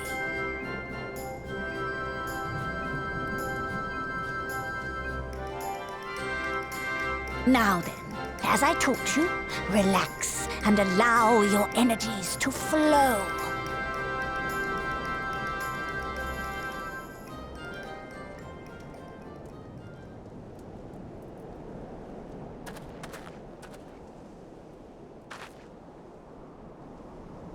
With flesh of clay I bid thee rise, on wings of dreams to touch the skies.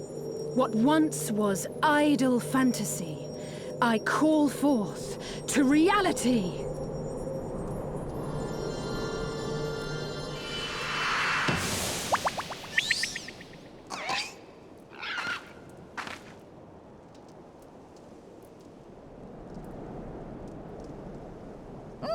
Not bad for a first attempt.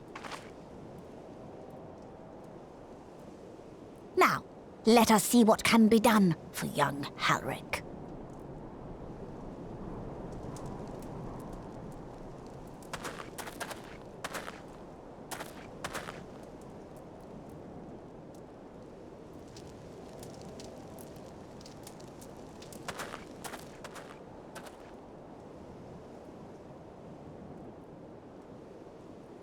Through the operation of the magics you invoked to animate this familiar, it is now replete with the energies required to stir the boy's soul.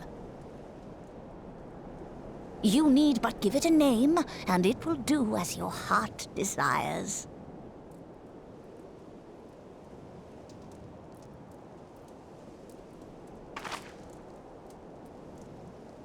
A name.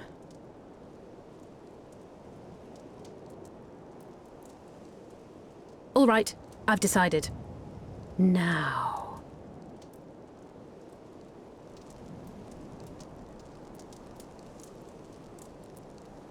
Go, Angelo!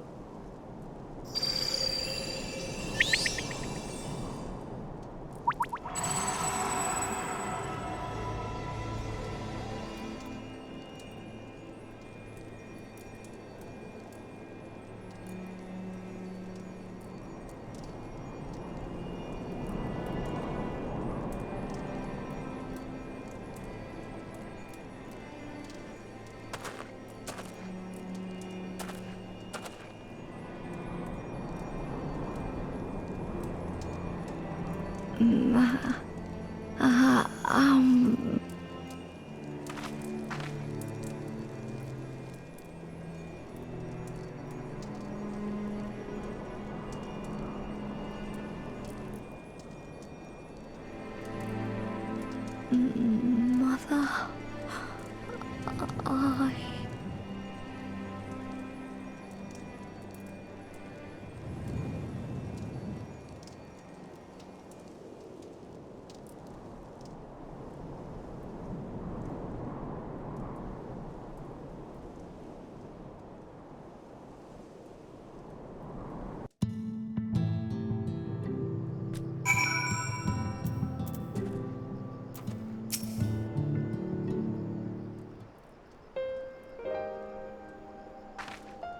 How's he, Beglog? Did it work? I believe it did. You and your fledgling familiar have done well. If my eyes do not deceive, a hint of color has returned to his soul. Gods, I would jump for joy if I weren't so exhausted.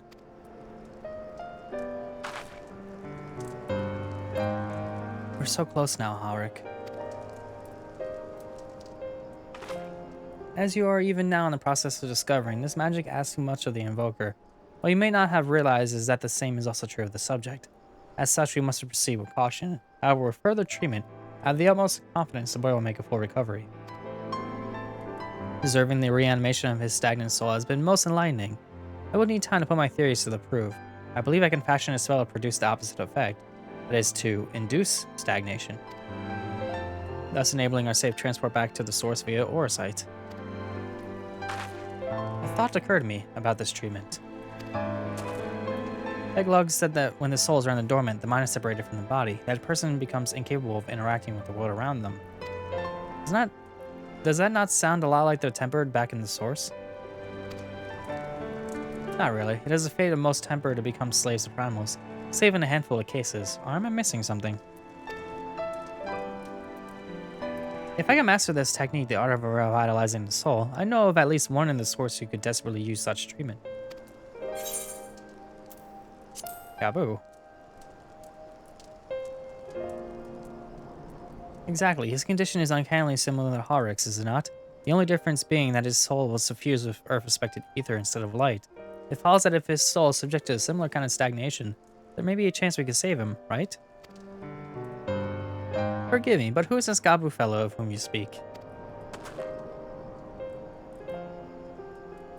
I see, his condition does sound similar, yet there is much more about the soul that remains unknown even to me. I say this not to discourage you, you understand, but to remind you that this is delicate work we do here, work requiring patience. Of course, and as long as there is hope for the patients here, I will devote whatever time is needed to see this through. But I refuse to spend that time in idleness. If it's all the same to you, I'd like to stay here with Angelo and continue with their treatment. The two of you should return to the Crystarium with Beglug and see if you can make some headway with their newly posited theories. I will tell you the rest first, but I see you are not to be convinced. Out of the fire of youth. Let's return to the Crystarium then. Finally, I found you.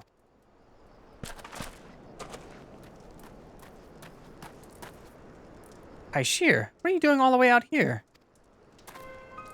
There's trouble back in Yulmore. Lady Chai's beside herself, sighing, pacing the whole lot. Near enough begged me to go and find you. Sighing and pacing, you say? It must be urgent. I take it I'll be returning the Crystarium alone. Go on then. It's not as if I have anything for you to do. Thank you, Beglug.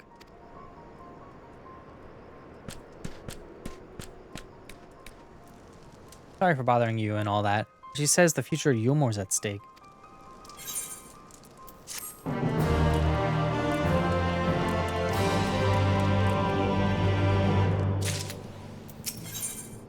Yulmore, you say?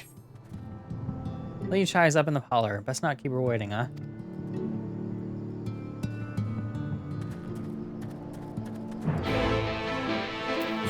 Alright then, all the way to the parlor we go. Hopefully I can just warp there and be right there immediately.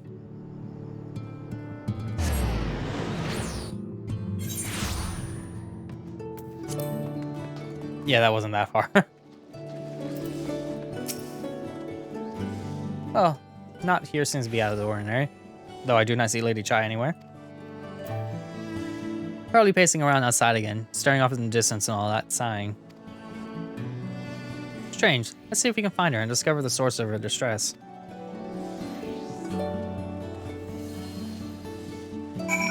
Okay then. My guess is that she's right out the way over here. That was easy.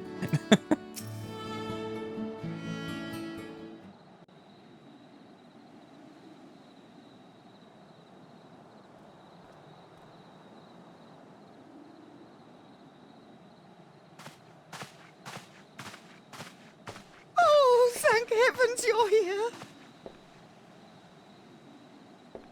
Lady Chai, whatever is the matter?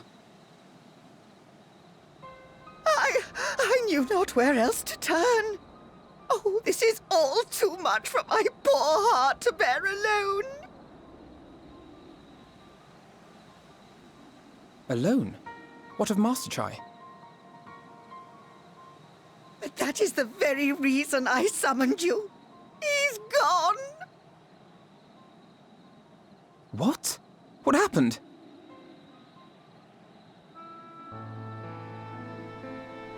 It all began after the events at Mount Gulg. With Lord Vorthry out of the way, we all agreed that a new leader must be chosen. And so you held an election? Yes, well, sort of. Not a single person volunteered to stand, you see. After After a lifetime of leisure, we free citizens have grown somewhat indolent.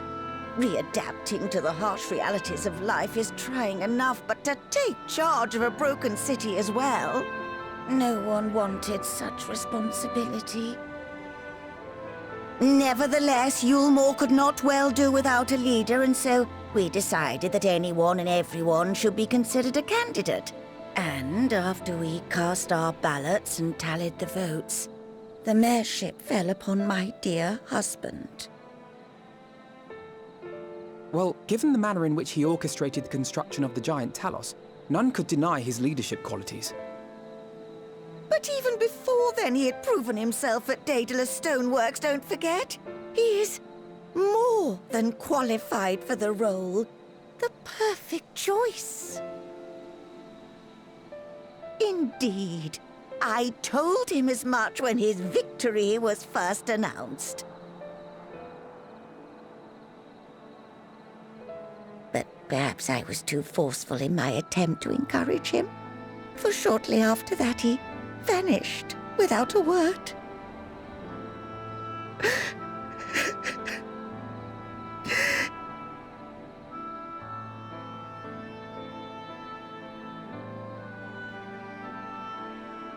You believe he was so daunted by the burden of leadership that he felt compelled to flee? Please, Lady Chai, dry your eyes. Your husband does not strike me as the sort of man who would abandon his duty, much less his beloved wife. There has to be some other reason for his absence. You truly think so?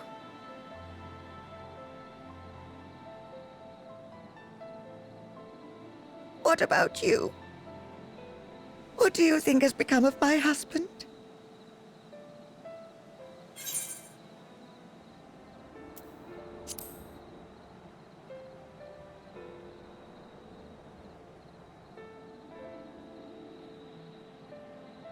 And there you have it, Lady Chai. You needn't worry. Master Chai loves you more than all the world, and he will return. Wherever he may have gone, rest assured we will find him.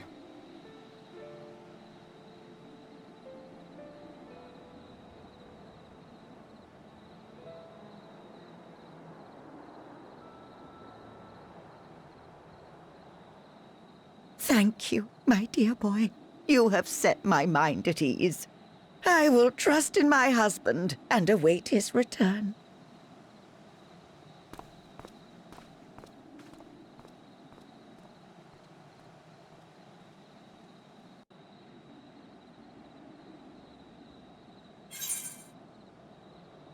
Imagine if it was a situation where he just like was in the bathroom or whatever. I know that's not the case. What?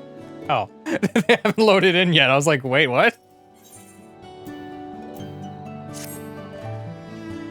It makes no sense for Master Chai to have left without a word, but even if he had, he would not have done so unobserved. Someone here will have seen something, I'm sure of it. We should split up and inquire as to whether anyone saw him leave, or failing that, if they have any idea where he might have gone, I'll meet you at the Glory Gate to compare notes later on. Alright, so let's go around and ask people. Pretty much all in the one area right over here. Master Chai, why yes, I spoke to him recently, though I recall he was in a rather dour mood. Concerned about Yulmore's neglect of industry, you see. Lord Vothri is apparently inexhaustible stores of mule, and no great need for money. Little wonder our businesses were all but forgotten under his rule. I assured Master Chai that the Boutique of Splendors will do all it can to contribute to the revival of trade here in Yulmore, which seemed to satisfy him. He took his leave soon after. Exchange of Mo and touchy about the stagnant state of business in Yulmore. Okay, the buttress and the derelicts. Yeah, derelicts.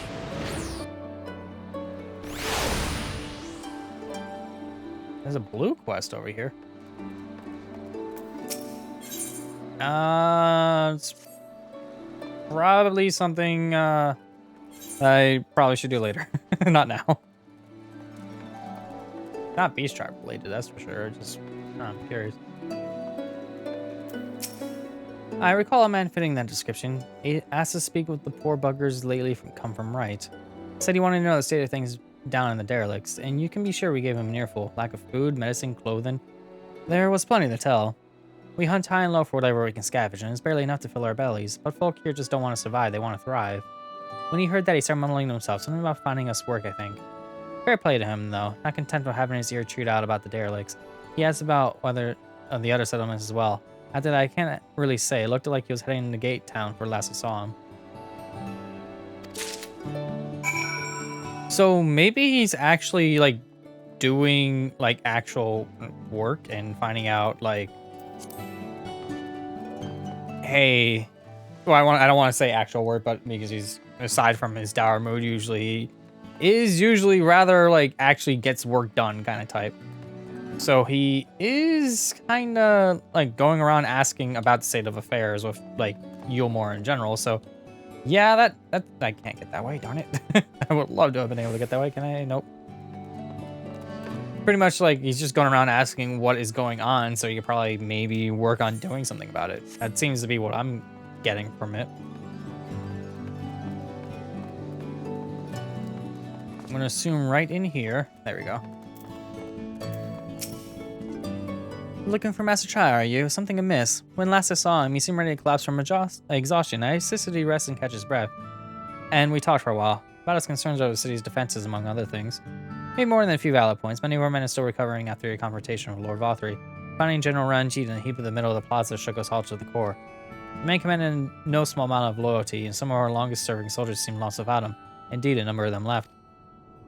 And not that we blame you, of course. Without you and yours, we would still be blind to the error of our ways.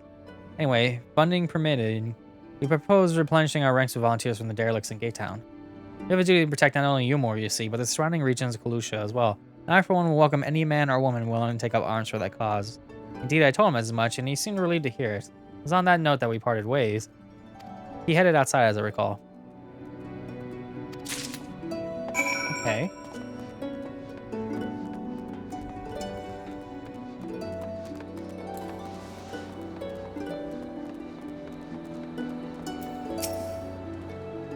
Oh, there you are. How did you fare? Have you learned anything which might offer us a clue of the Master Chai's whereabouts?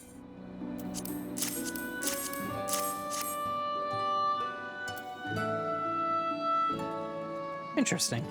He apparently paid a visit to the Queen Bee as well. They discussed the possibility of granting admission to customers from outside Yulmore, an idea which the proprietor was surprisingly receptive. Sounds like you got big plans for the place. Yulmore, I mean, not the Bee. Whereas, if the question remains, where did he go after leaving the city?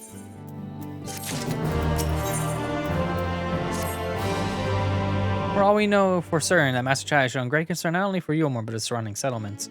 Seems logical then, that having consulted those within the city walls, he wished to do the same to those without.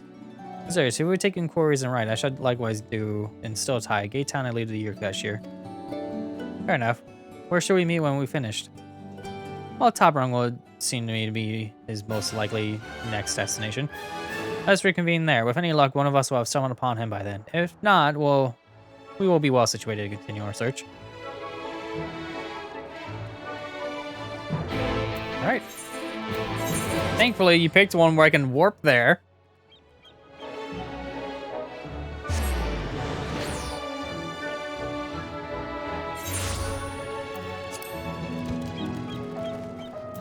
Alright, so let's find out what exactly is going on. Where you be? There, that's not you be. There you be. Now, the name doesn't ring any bells, but there was a rather dapper-looking Mistle gentleman here not long ago. You want to talk about relations between Wrights and Yulmore, or rather the lack of them. We lost a great many people to their promises of Yule and the chance of lavish life among the free. And Vothry thought to take even more from us, conscripting a few able-bodied men we had left to guard his paradise. I needn't tell you what happened when the Cedars came. Such things are hard to forgive. But Vothry's gone now, and we're curious to see what will become of Yulmore in his absence. That's what I told your friend, Chai Nuz, was it? And I'm sure the others said the same. Not what he wanted to hear, I suppose, because he left soon after, and that was that. Alright, well, that's pretty much all I got out of that, and Top Rung's the next area. There's a bit of a problem done with that. That's because, still can't fly. Okay, well, I'm nearby it, so I can kind of just run the distance. Not a big deal there.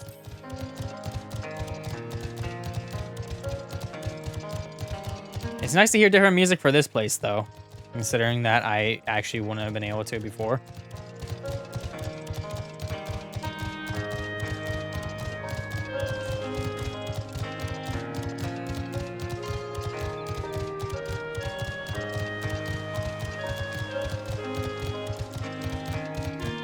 I think they need to actually turn those lanterns on, though. Let's see. Actually, no, it's daytime in... No, that's my local time, derp. Well, it's almost daytime, so I guess the lanterns being off makes sense. Alright, can we go up, please? Bloop.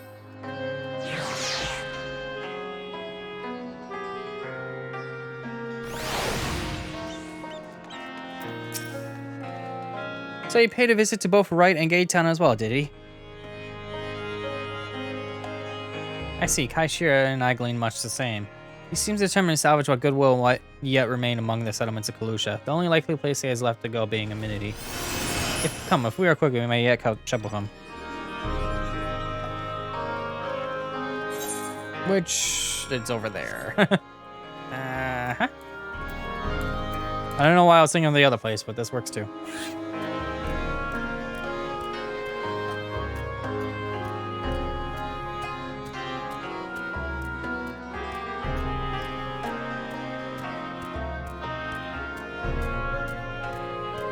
Your song reminds me of a song. I just can't think of what song it would be.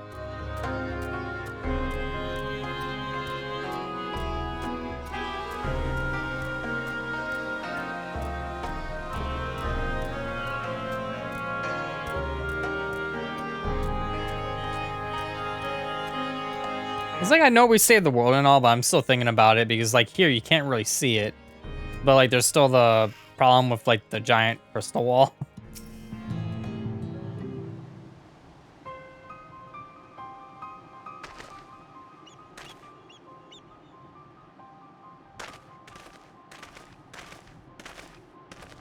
Zurius, Hafino, Kaishir, what are you doing here? We might ask you the same, Master Chai. We've been looking all over for you. Looking for me, whatever for. Lady Chai's been nigh inconsolable in your absence. She claims you disappeared with so much as a word, and bade us return you to her side. What in blazes are you talking about? I left a letter for her in our chambers. I suppose she could have overlooked it, and when she gets an idea in her head, I can only apologize. No harm done, Master Chai. But since we are here, might I ask what compelled you to come all this way? We were told you have been elected mayor, and from what we have gathered from the nearby villages, you've been inquiring about the people's grievances. Is it safe to assume you mean to take office? Now, let's not jump to conclusions. I did seek to learn about the problems faced by the people of Kalusha. That much is true, but I am in no means sure I am the man to solve them. Tackling our many challenges require resources, and not until I've secured them, it would not be right to assume the role of mayor. I see, and you believe said resources can be found here? Indeed, the people's grievances are many, but in the course of my inquiries, I've already met with several individuals willing to lend their aid in addressing them. However, there remains one individual crucial to my plans, a man whose counsel might yet make a mayor of me. With respect, such forethought is, in itself, proof of your suitability.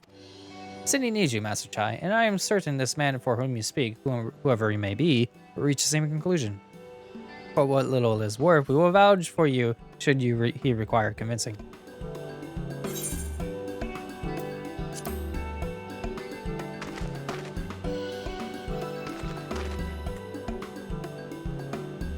I don't know what to say.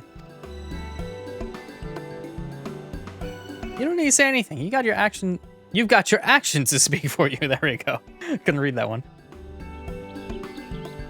For as long as I can remember, all I ever wanted was to make it into Yulmore. But that dream's gone now. Burst like a bubble. Or a boil, more like. Anyway, outside of repaying Master Alphino, I haven't had a clue what to do with myself.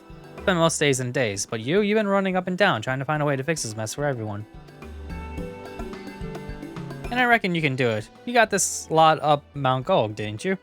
How hard could mayoring be? You're going to steer Yulmore to a better future, I know it. And I want to help. Properly help. Do something that makes a difference. I don't know what it is yet, but I'll work it out in the way. If you let me come with you, that is.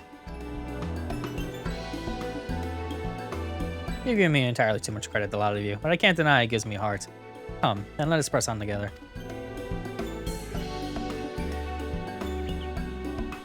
Thank you, Master Chai. We mustn't need to get ahead of ourselves. Yulmore needs more than a man with good intentions, which is why I'm here, to find one with the experience needed to see the city thrive. Who is this man exactly, and are you certain he's here in Amity? Brendan is his name, and yes, he is, or was. I had scarcely begun to explain myself when he decided his time was better spent elsewhere. He served as chief advisor to Vothler's father when he was in office. If Ranji was the mayor's right hand, one might say Brendan was the left, and between them, they kept Yulmore on the road to prosperity. The city needs more than a mere man of business, which is why I must find him. But even if you do, what makes you think he will listen? Before giving chase, it might not be wise to with those who know him here in to speak with those who know him here in Amity. They may be able to shed some light on his situation, or reasons rejecting your overture out of hand. Yes, I suppose that makes sense. Perhaps we should start with Tristel then. As I recall, you made a rather favorable impression on him. I'm certain he will be willing to talk to us.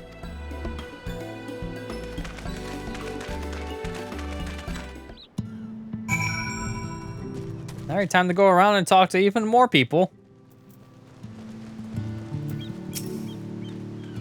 Greetings, friend. And to you too, Master Chai. I presume you're here to ask after Rendon? I can't help overhearing your earlier exchange. Yes, well, with Vothry gone, Yulmore wants for a leader. Should no one rise to the challenge, the city could very well collapse. I came here seeking Rendon's counsel in the hope that we could build a better Yulmore together, and that is still my wish. But given how abominably you were mistreated there, I will quite understand if you choose not to help. Worry not, Master Chai. I bear no grudge against you or the people of Yulmore, and I would not see you suffer for Vothry's villainy. As you no doubt gather from your meeting earlier, Rendon can be rather uncompromising. He has his principles, you see, and a little patience for anyone he deems less committed for their own. Your desire to right the wrongs of your past, of Yulmore's past, is quite admirable. I fear the guilt you bear on the city's behalf works against you. I can see it in your eyes and the way you carry yourself. It goes without saying he sees it as well. To let those feelings go, Master Chai. Be more assertive. Commit to this course. Further, Yulmore has a resolve to change. The resolve to change. I believe he was heading towards Pit 8 when he left. If you plan to go see with him, I suggest you be firm and clear in your intentions. Very well, to Pit 8 we shall go, and I will not take no for an answer. Nay, not even a maybe.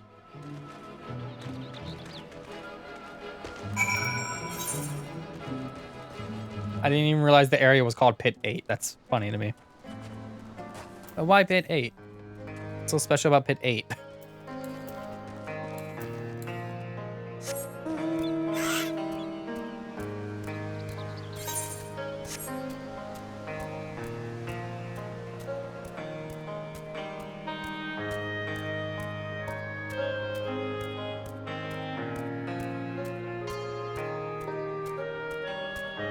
Okay, here we are. Walked right by all the enemies.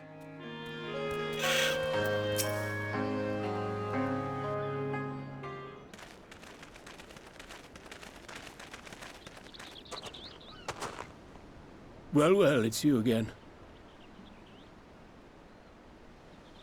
Well, I see you've invited your friends. Need them to fight your battles for you, do you? No, I didn't invite them, as it happens, though they are indeed my friends. Well, not only mine, but every true Yulmoran's. They are the ones who awakened us to the truth, to Lord Vothry's villainy, the famous warriors of darkness.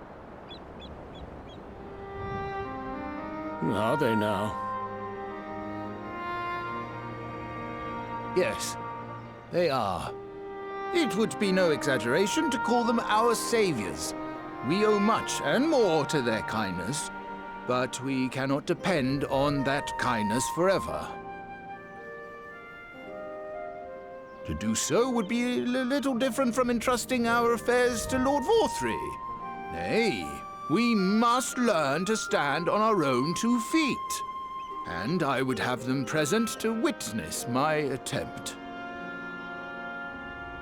Hear, hear, Master Chai. Your sentiments are admirable. Yet admirable sentiments do not a nation make.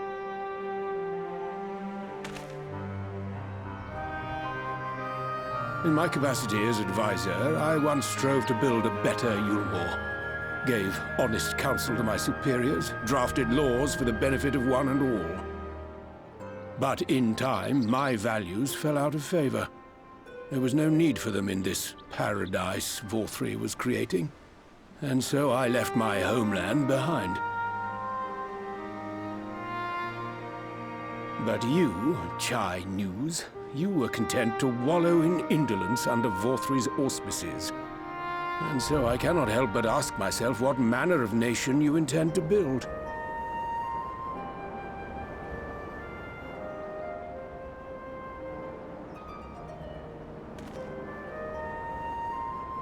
I can offer no simple answer to that question.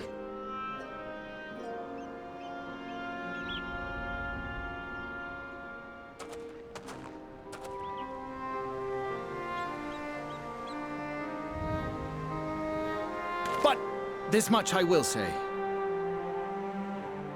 It is my hope that Yulmore can become a nation which her citizens might freely choose to build together.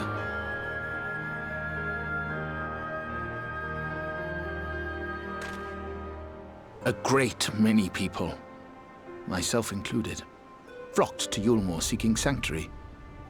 The alternative being to live in fear and die in pain. Seemed an easy choice. And sanctuary we found. As much food and drink as we could ever want. Secured at the cost of the surrounding villages. Little wonder the people gathered at our doorstep, begging to work among the bonded. The free were blind to it all, of course. Content to, as you say, wallow in indolence. In ignorance. Were I mayor, I would first take stock of the city's resources and see that they were assigned equitably. Our days of reckless consumption are behind us. The distinction between free and bonded died with Vorthri. The needs of rich and poor alike must be considered if our nation is to survive. To which end I would take steps to secure channels for supplies, rekindle relations with nearby settlements, who re-establish industry, reach out to neighboring nations, and the list goes on and on.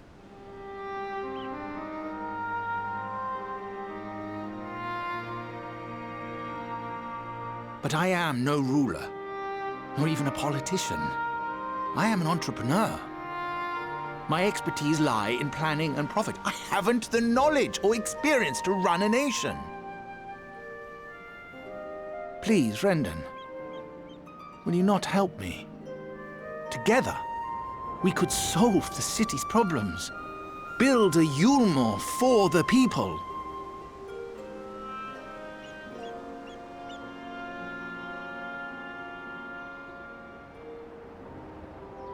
A Yulmore for the people.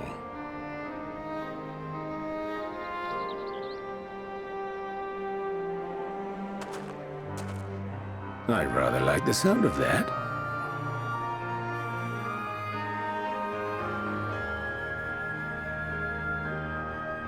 But before I offer you my counsel, I would be certain of your ability to perform the duties of office. You would? You ask me to help you solve Yulmore's problems, but first I would see you solve one on your own. Accomplish that, and you will prove both to me and the people that you are a man worth following.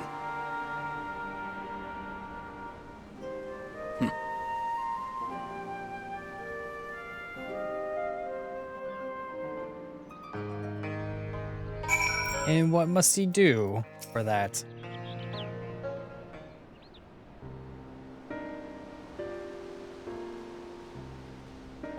Right then. Is there a particular issue you would have me resolve? You seem to have conducted an assessment of the problems Yulmore now faces. I assumed you will agree, therefore, that the matter of dwindling food stores is the most pressing.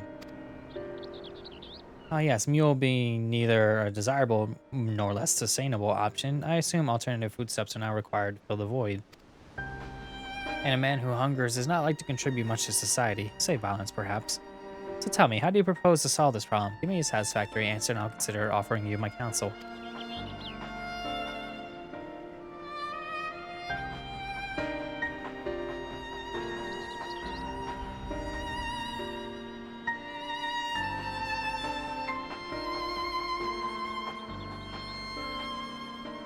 A combination of measures would seem to be in order.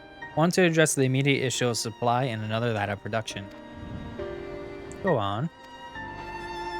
For the present, Yulmore's coffers can be used to purchase food from our neighbors. This would afford us time to address the underlying problem that affects us all, long-standing neglect of agriculture. The villages that once served as sources of trade for foodstuffs must be repopulated, their means of production restored.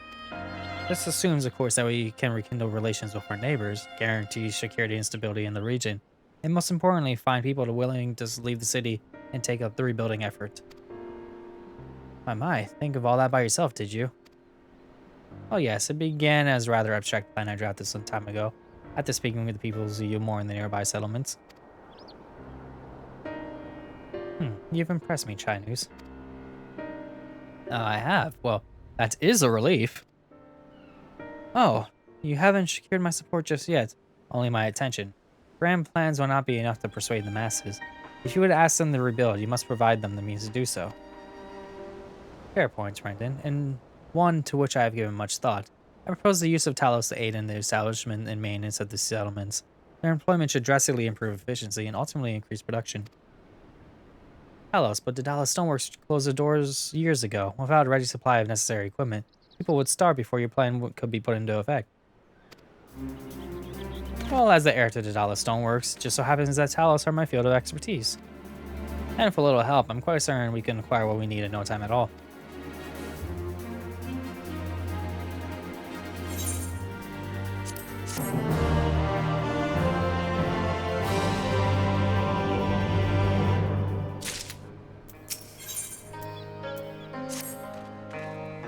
Brendan is quite right. Building Talos from scratch would require time we simply do not have, which is why I propose to make use of the long-abandoned Talos which wander the fields of Kalusha.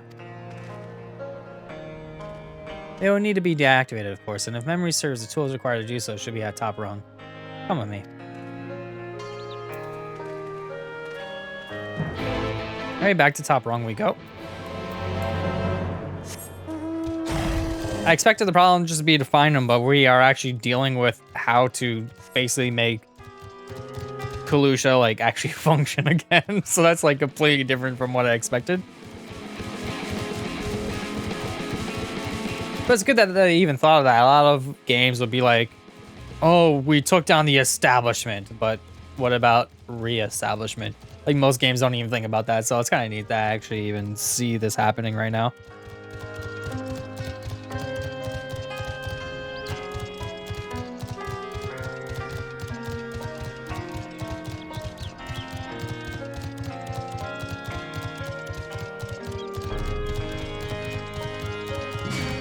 Ah, don't even bother. I'm heading back this way.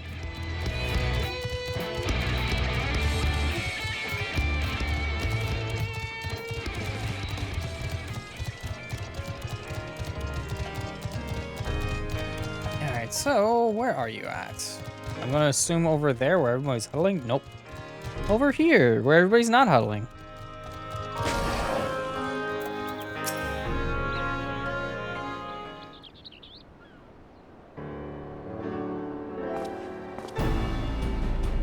Aha, the old memory hasn't let me down.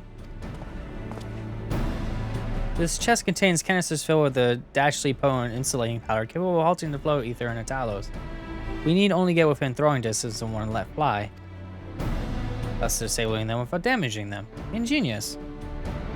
The old trick of the trade, nothing more. Once disabled, it should prove simple enough matter to get them to march to Yulmore, or extensive repairs can wait. Ordinarily, this is where I would ask you to run along and do the deed, but as I've said before, it's high time we learn to stand on our own 2 feet. Thankfully, throwing cancer is something even I should be able to manage. Come off it, Master Chai. Even if a Talos ain't a threat, there's 101 things out there waiting to make a meal of you. That's as it may be, Kaishir, but Rendon tasked me with solving this problem, and I will not sit idly by while others will scare everything to see my harebrained schemes realized, not this time. Which isn't to say that the mere thought of it doesn't fill me with dread, truth be told. I can't feel my legs. But if I'm to prove I'm a man worth following, I must lead by example. Well said, Master Chai. Hear, hear.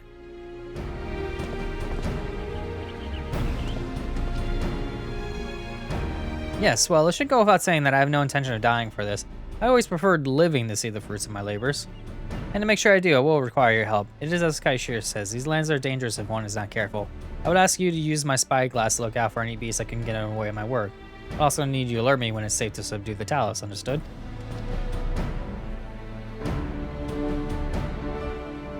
Good, then let's be off to the quick way. Through the North Gate and see if we can find a suitable vantage point for you.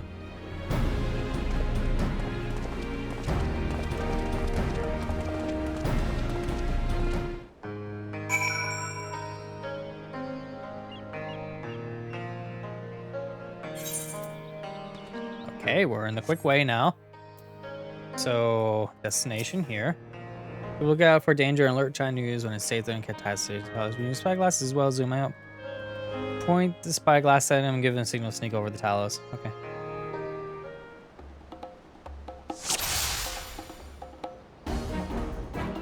Okay. Approach from the rear, so wait until it turns around.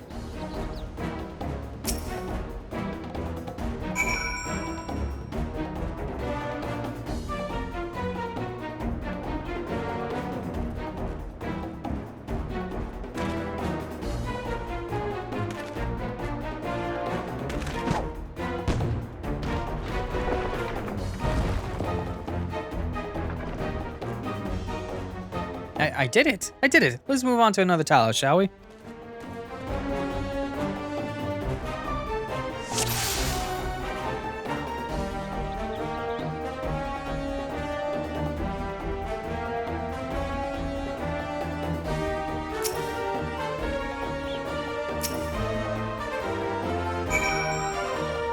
Clicked on the wrong thing there at first. I'm like, wait a minute, I gotta click on him.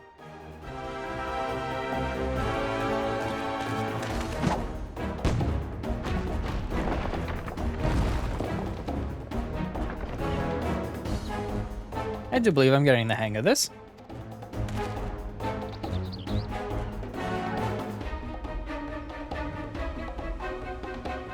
You may leave the next one to me, Azure.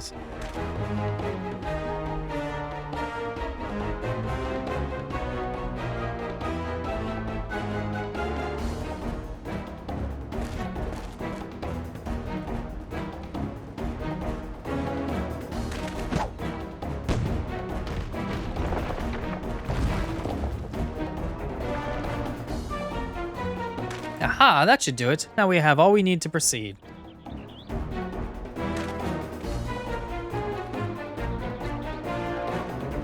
Glad nothing stupid happened. Like, oh no, we actually had to fight the last one or whatever.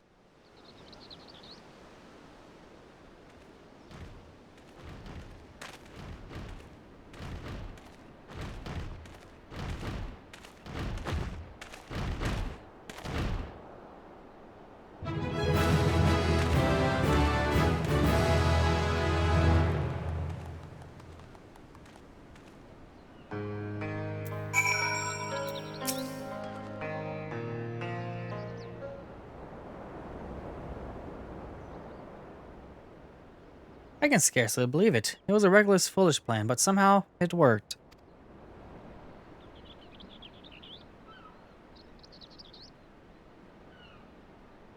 I did it.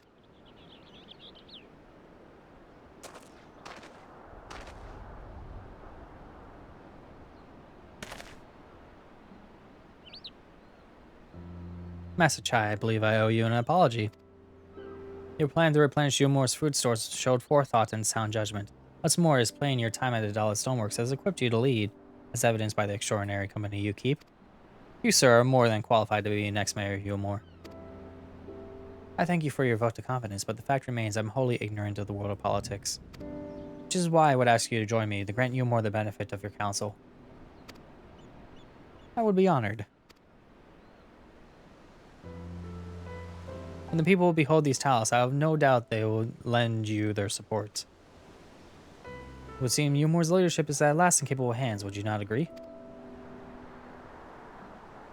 You should probably be getting back soon, Master Chai. After you tinker with the talus and all that, Lady Chai is worried sick.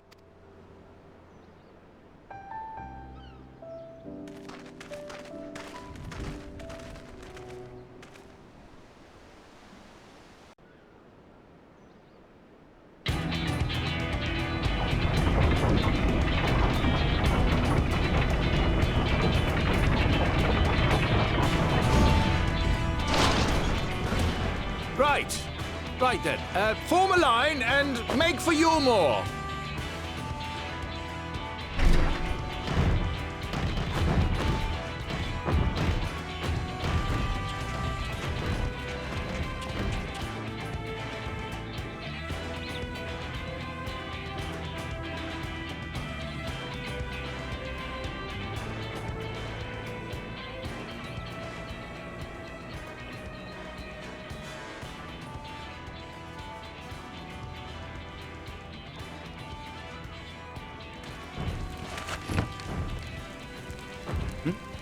What's that noise?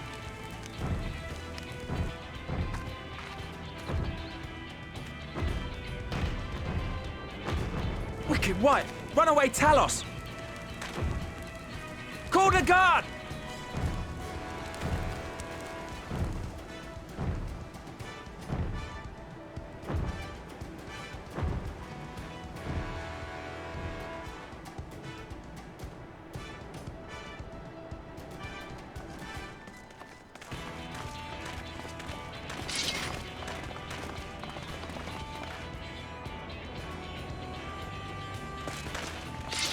Stay back!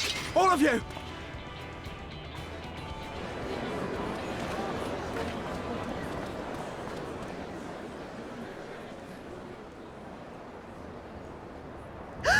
Is that...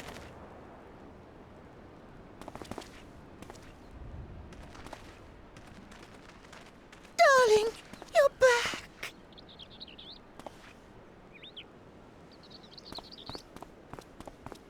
But of course I'm back. You didn't see... Dear, dearest, I can't...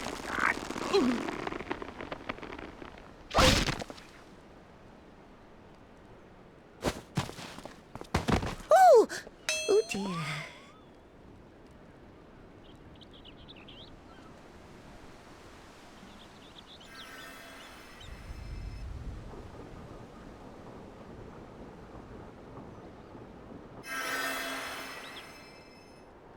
Oh, thank you.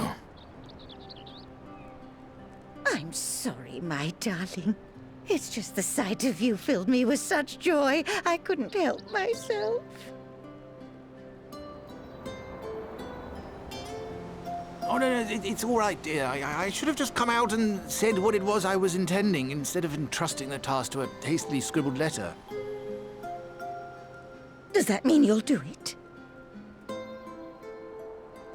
Well, I'm here, aren't I?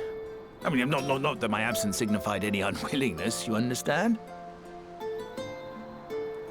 Oh, no, naught could be further from the truth. I only left to enlist the aid of the former mayor's senior advisor. And now that I have it, I believe I am ready to take office.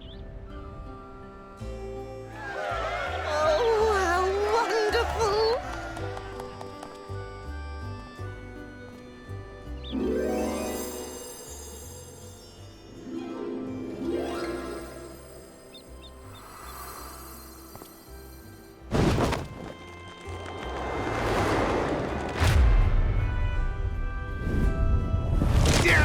Please!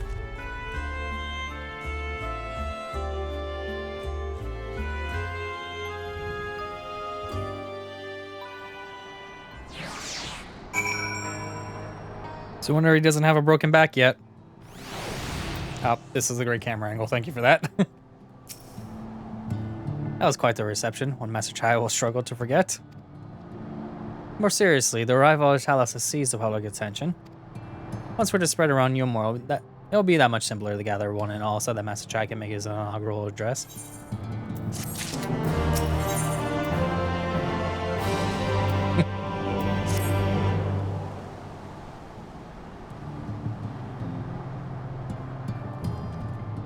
No need to fret, Azurius. I have never felt better.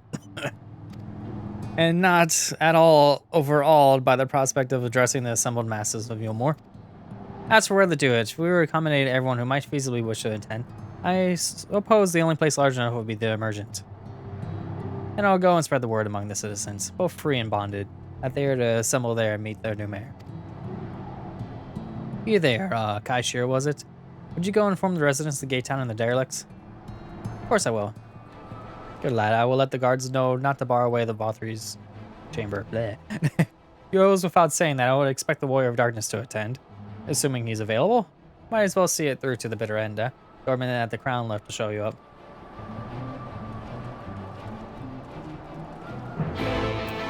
Alright, back up we go. And these Talos are just going to stand here all willy-nilly.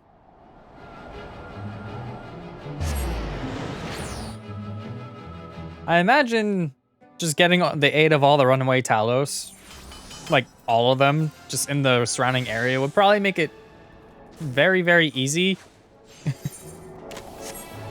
for, like, working, like, for people to work and stuff like that. Oh yes, Master Chai told us to expect you. The merchant is already filling up with people of all persuasions, free and bonded, citizens and non-citizens. But for you, our guests of honor, we have reserved the place at the front, right this way, sir.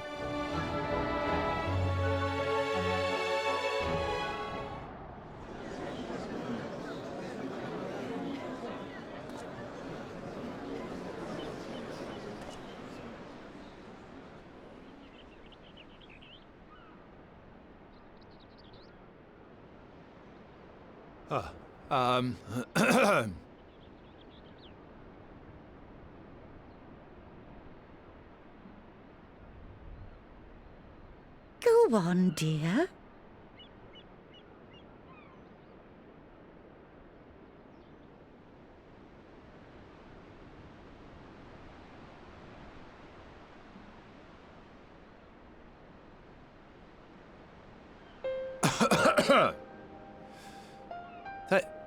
Thank you all for gathering here today. But before going any further, could I ask the free citizens of Yulmore to look around?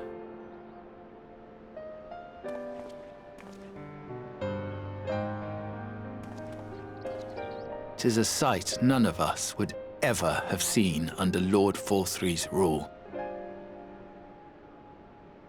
Not only do we stand in the familiar presence of those we once called the Bonded, but today we welcome the peoples of the Derelicts and Gate Town too. Today we welcome the Warriors of Darkness, come to bear witness to Yulmore's new beginning.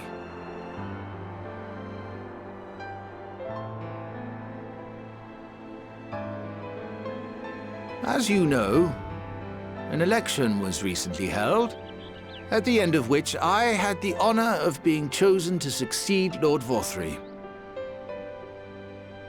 You place great faith in me, and I promise to do my utmost to live up to your expectations, and I will seek always to carry out the duties of this office with integrity and fairness.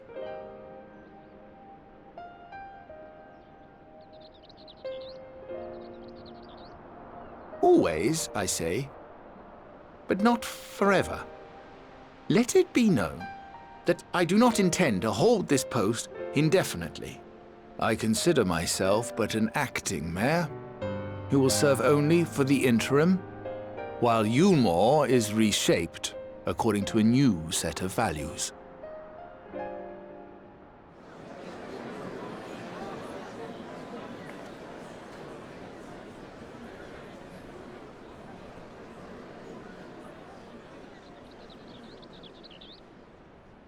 No longer can we think of ourselves as divided, as the free and the bonded, citizens and non-citizens. The systems put in place by Lord Vorthry must be undone. But even as we tear down the old, we must give thought to the new, to what manner of nation Yulmore should become. Whatever the answer may be, it cannot be decided by one man alone. And so I propose that an open forum be held, that we might all discuss how best to strive towards a better future.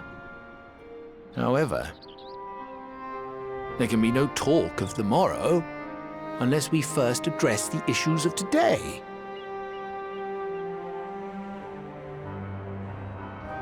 Securing new sources of food, rebuilding relations with our neighbors, re-establishing industry. There is much and more that needs to be done.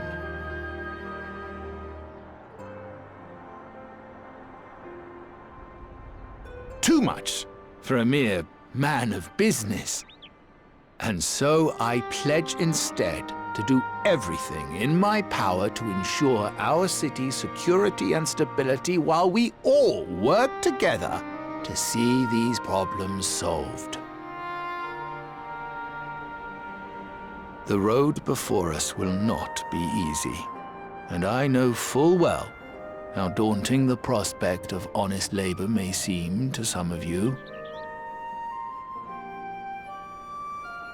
But we must accept the reality of our circumstances. We must move forward.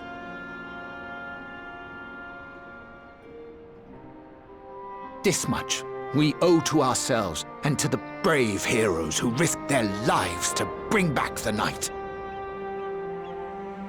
Once we have shored up our city's foundations and regained some semblance of normality, let us reconvene to speak of the future. Until then, I humbly ask that you lend me and each other your strength for Yulmore!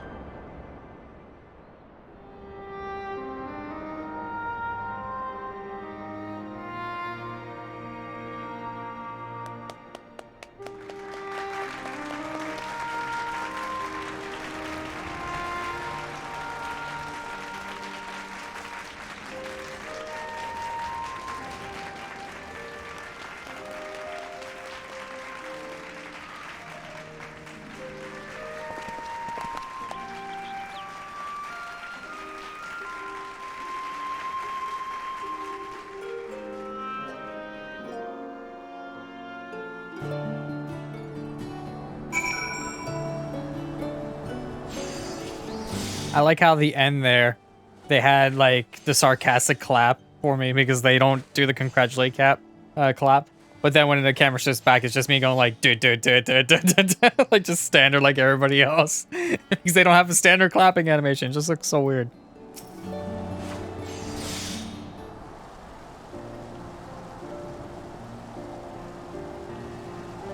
That was a fine speech, Master Chai. I believe your words stirred every soul in attendance. Stirred them to action, I hope. If I learned anything from all this, is that change begins with the individual. It's but a matter of finding the strength to take the first step.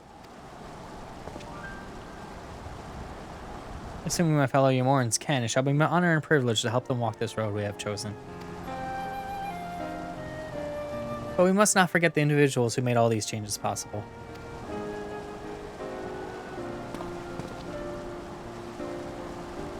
Were it within my power, I would carve a tribute to your heroism into the very stone upon which this city stands.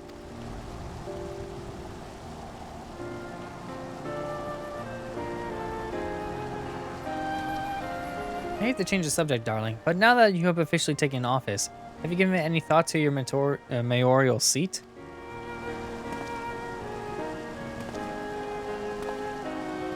I will not be moving into the emergent, dearest. It's too big, for one thing, and far from the people for another. We'll retain our current residence, and I'll govern here in the parlor. I was hoping you'd say that. I much prefer the view from the parlor.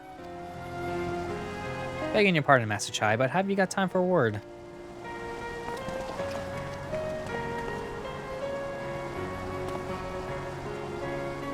Yes, of course. Ethan, Bet? Yeah, aye, that's me. I liked your speech. But there's folks outside these walls that even don't have enough food to last till tomorrow. And more who are counting their crumbs. If you plan to change that, I want to help to set things in motion. Then we've much to discuss. No sooner do I take office than my work begins in earnest. Well, I suppose I brought it upon myself. Thank you again for your help, Azurius. I hope to see you again before long.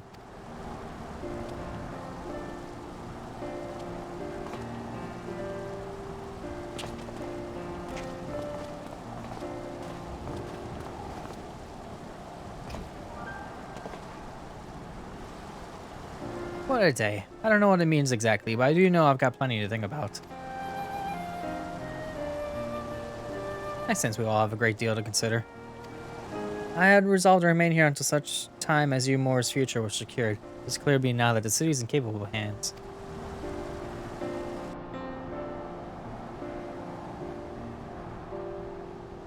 I have every confidence that they will find their way, and I believe it is time we went on ours.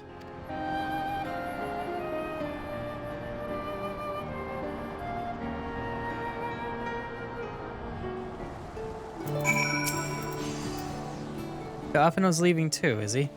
Seems like everyone's moving on, everything's changing. I've been thinking about what I should do in all this. Like I told you, I spent most of my life dreaming about living here with my friends in paradise. That paradise is gone, but something better is taking its place, and I reckon I want to be a part of it. This Umor for the people Master Chai's been going on about ain't it going to build itself after all. Not that I'm much of a builder. Me and my friends will find a way to make a difference, though. Help keep things changing for the better. A far nobler dream than the one to which you clung before. I'm happy to say we share. Whichever path you choose, I will pray for your success. Well, when you put it like that, there's no going back now, is there? Got a few ideas on how we can do our bit. Just a matter of taking the first step.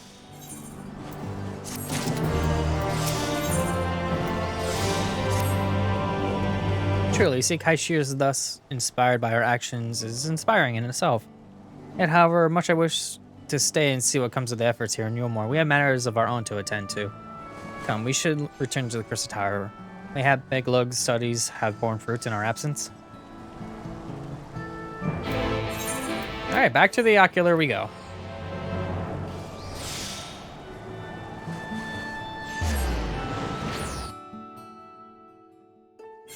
So we're solving all the problems of before. Like, pretty much the problems that remained after the fact of, hey, we saved the world, blah, blah, blah, are pretty much being solved by us. Which is kind of a nice turn of events. I like that so far. So we pretty much covered the places that needed it. I don't really think there's any other places that... Let's see. No, I think it's like, there's maybe a few things here and there, but I think it's all good that they can handle it. But more problems could arise.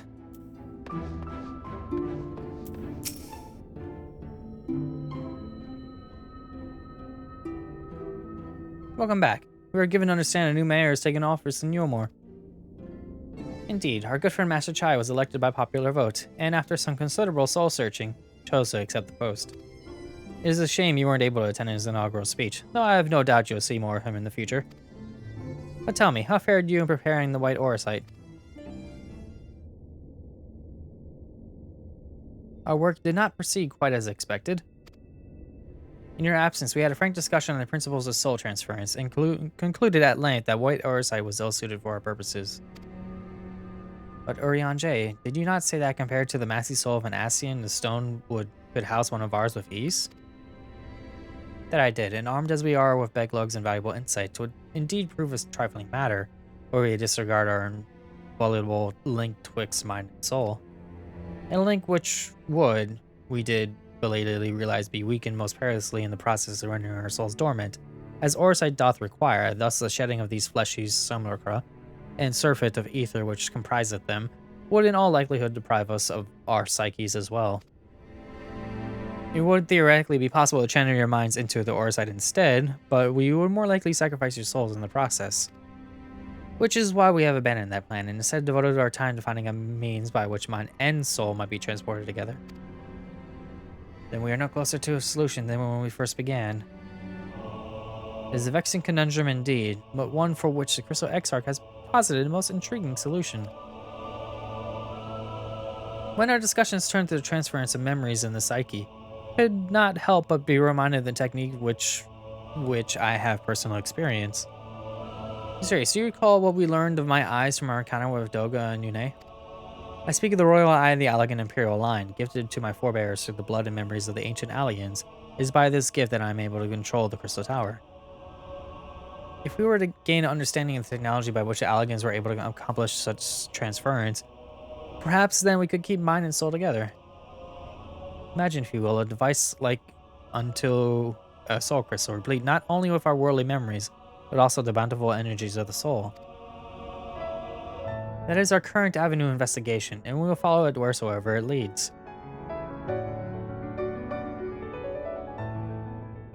While we are thus engaged, I think it's best that Azure return to the source and inform Krau and the others of our findings. Indeed, I imagine Tatra will be relieved to hear that we made progress of a sort. Then I would beg leave to relay our findings unto Thancred and Reen, and to assist where I may in their investigation of the empty. Yes, please do. Should we have need of your counsel, we would not hesitate to summon you.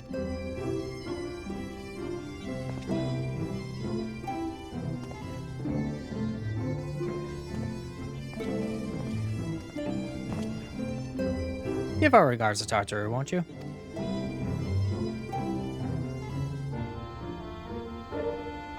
Alright, back to the source I go. Boop. Technically, I don't really need to head there, and I could just kind of warp here. But at least it costs about 230 less if I were to go through that portal first.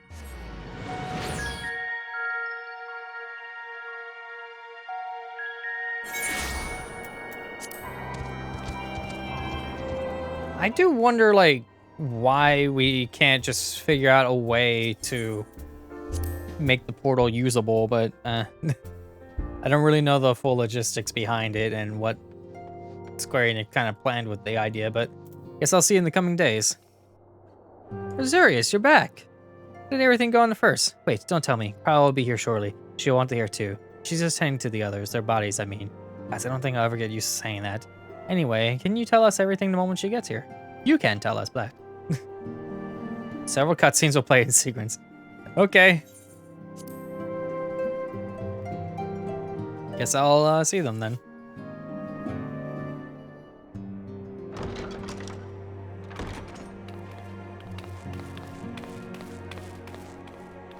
Sorry to keep you waiting. I've carried out the treatment as per Master Matoya's instructions. It should slow the destabilization of their corporeal ether quite significantly. But tell me, how fare our friends in the first?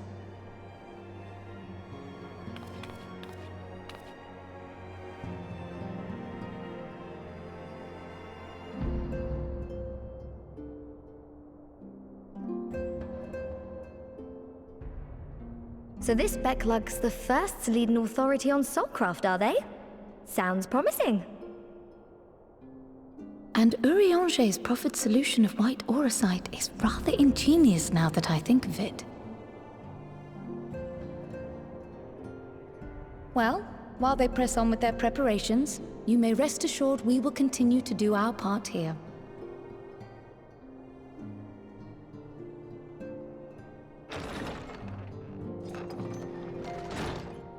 Oh, you're back.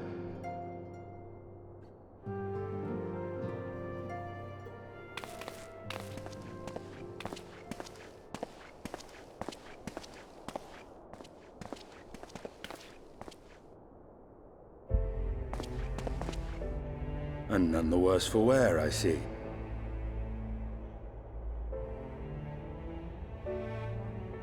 Estinian! Oh, thank the gods! We've been worried sick. Did you lose your link pearl or something? The situation in Garlemald has become more complicated. I was making my escape from the capital when I ran into one of yours, Riol. He thought it best we come straight here. More complicated how?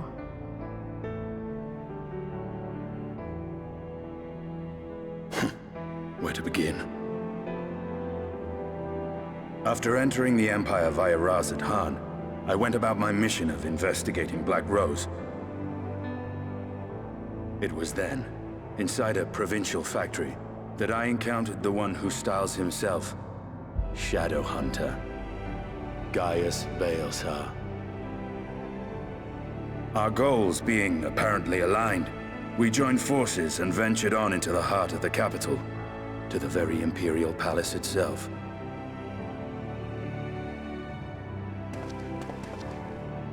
There, we found a man whom all assumed dead.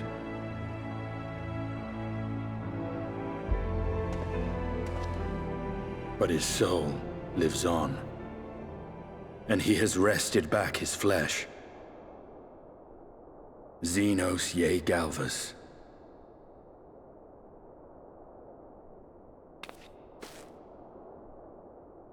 Nor did the surprises end there. For no sooner had we arrived than he murdered his sire in cold blood. The Emperor is dead. This sent Gaius into a rage, and he charged in, blade drawn.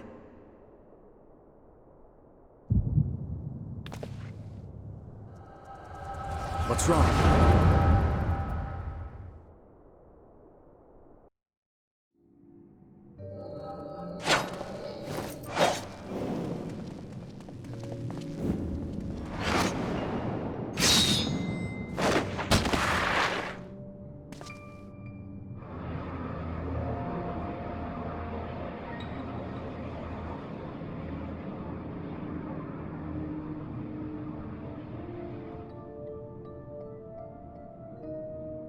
I've seen him in action, his body at least. You will not best him alone.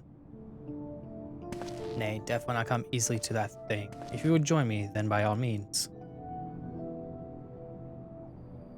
For what good will it do?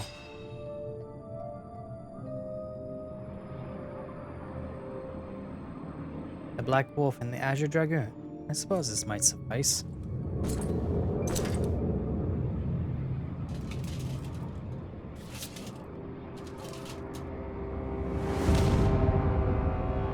Come then.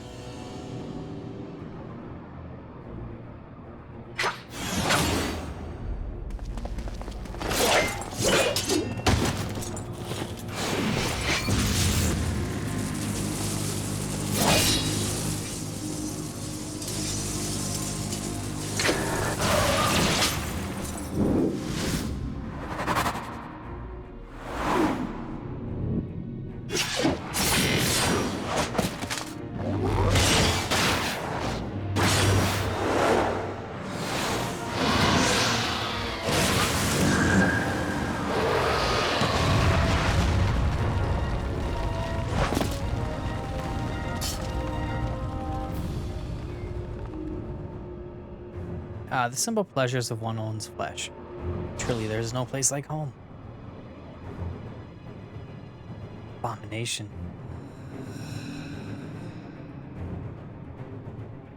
Whatever he is, Azurius was barely a match for him if we stay here much longer. Emperor Varus, your radiance, are you alright? We may wear out our welcome.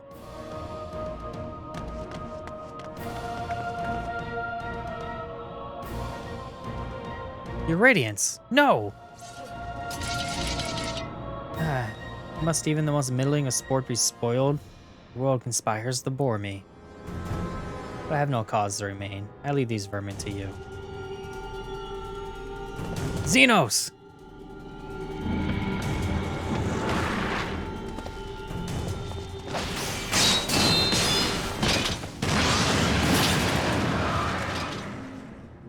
Well, any bright ideas?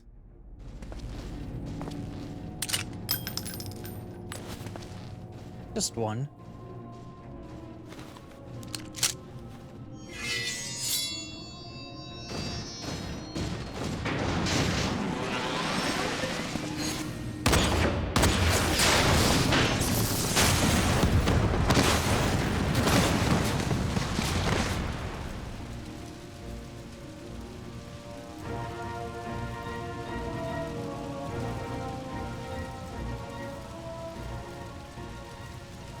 You're radiant.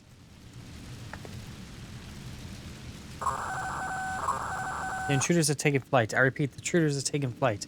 Deploy all available magic tech armor. We cannot let them escape.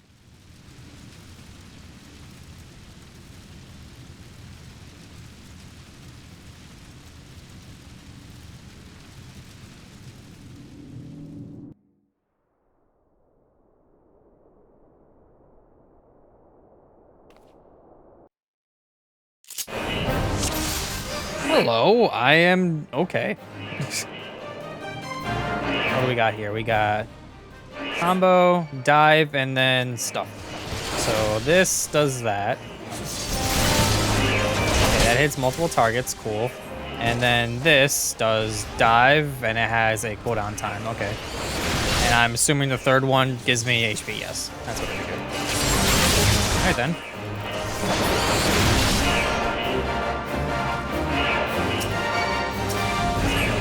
Alright then, let's get in the spot so I can just kind of go blam.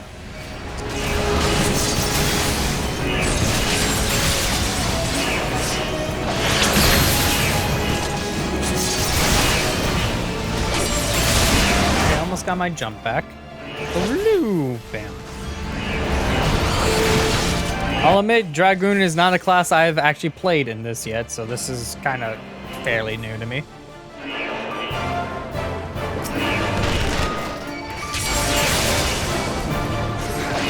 Oh my gosh.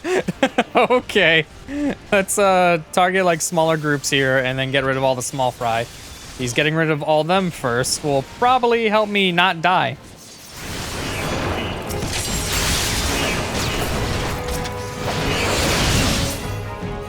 Okay, that kind of helps out quite a bit there.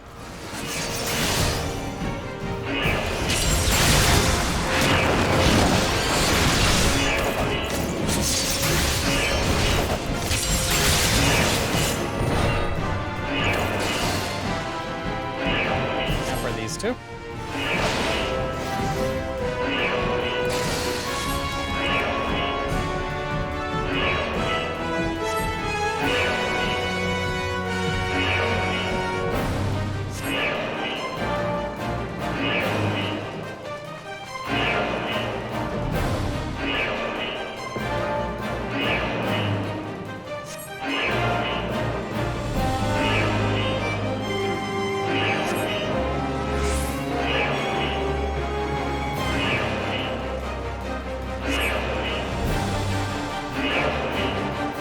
I don't know, I feel like our odds of survival might have been slightly better had we stuck together, but this works too.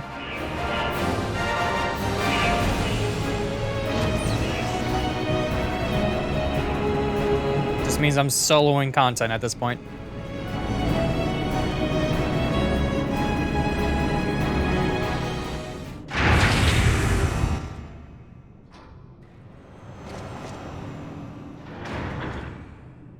Well, well, someone's been busy.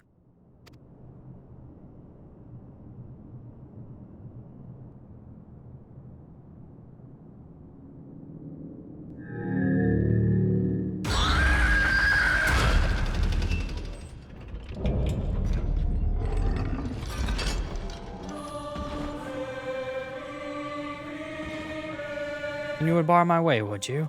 So be it. Come, Nidhogg. Lend me your strength.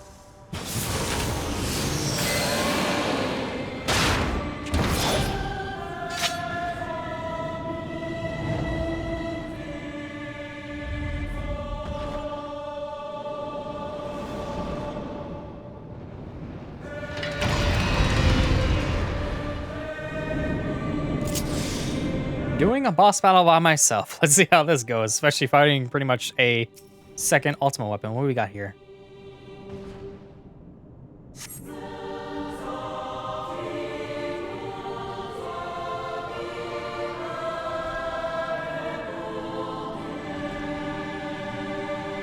All right then.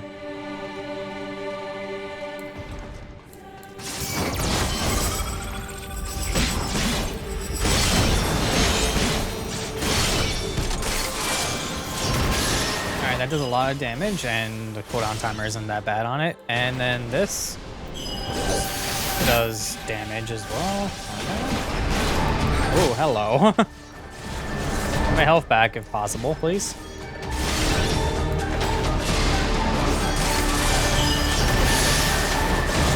I'm gonna need to do this a lot if I want to get my health back.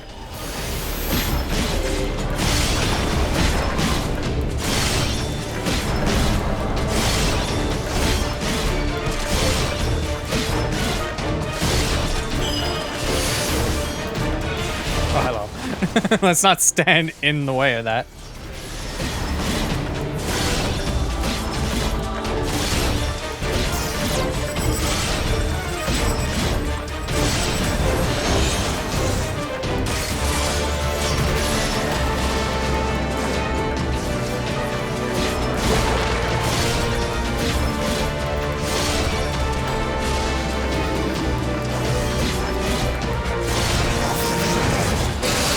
Like some teeny amount of dot damage. Cool.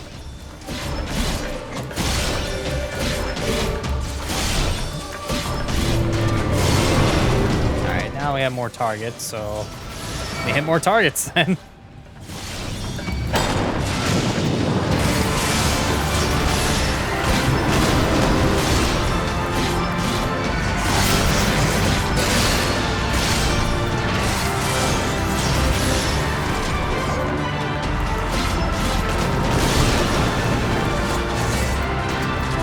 Let's see if we can get rid of them.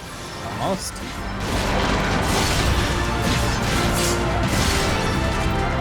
Not more.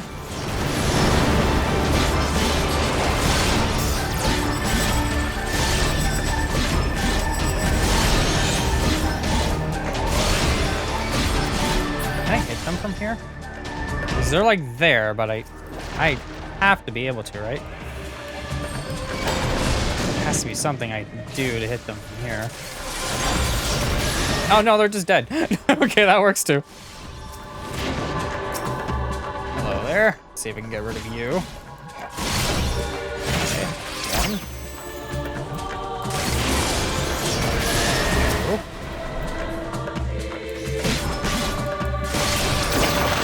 Okay, and get rid of you.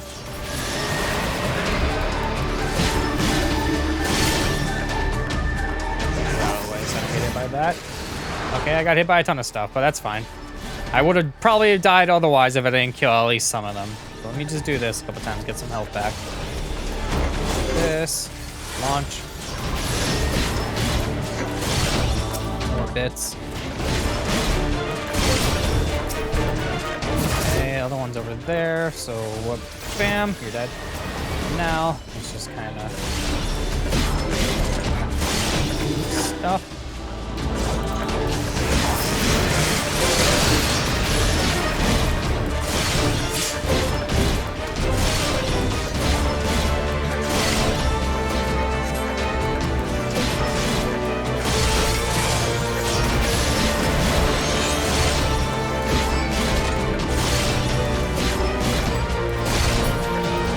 Only if I could hit them from here.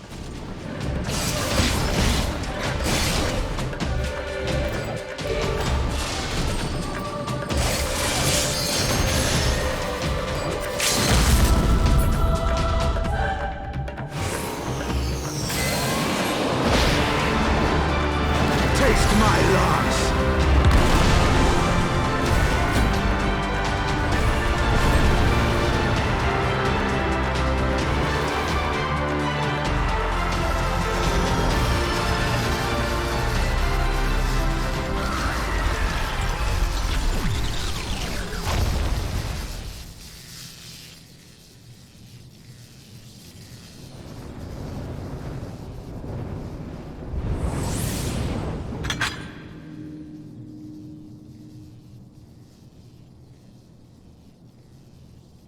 Guardians in their Machina. Now, where are you guys?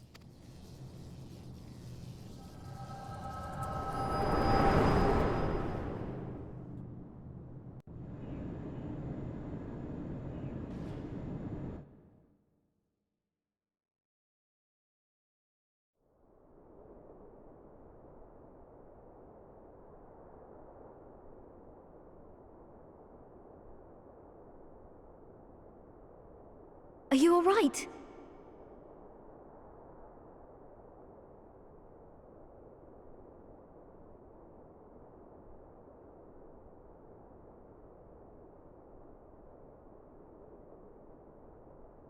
peer into my past, did you?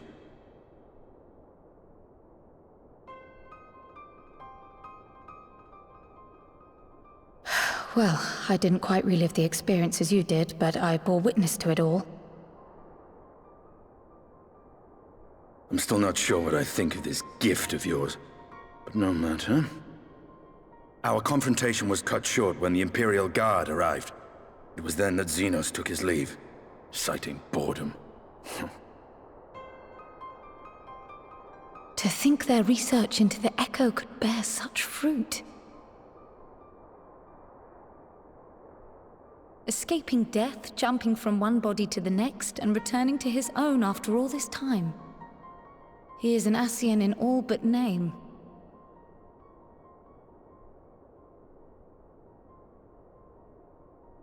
It beggars belief, aye. But no more than a hero traversing the rift between worlds.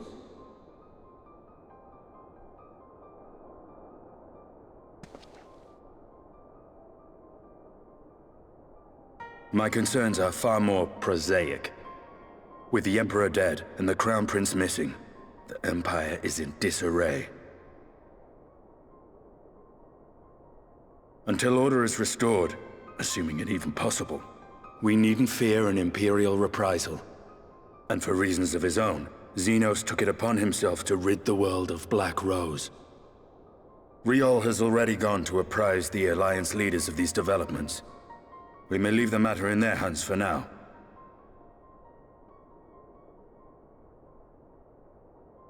Then perhaps we have seen the last of the fighting at Gimlet. Though, if it comes to civil war, I cannot help but fear for the provinces.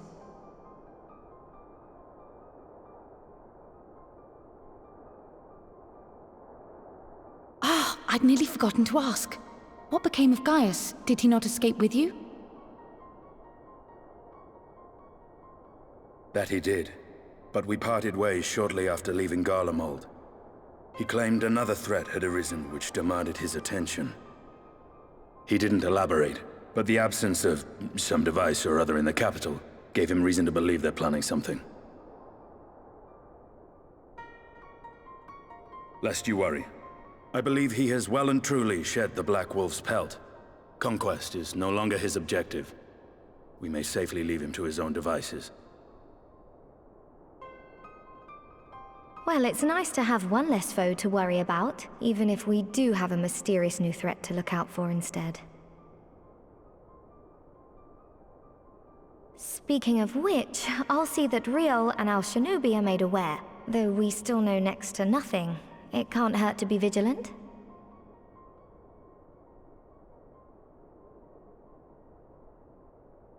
Well then, with Black Rose nipped in the bud, I believe I've fulfilled my part of the bargain.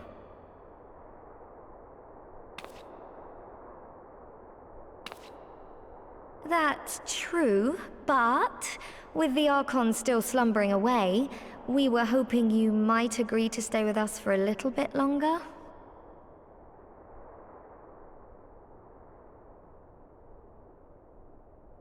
Sorry, but I'm not inclined to extend my contract. Gaius isn't the only one with business to attend to.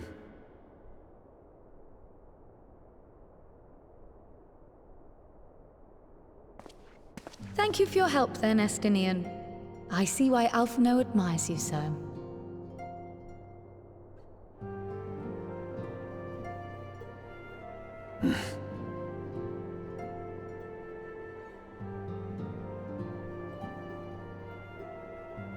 Farewell, my friend. See that you don't make a habit of dozing off in battle.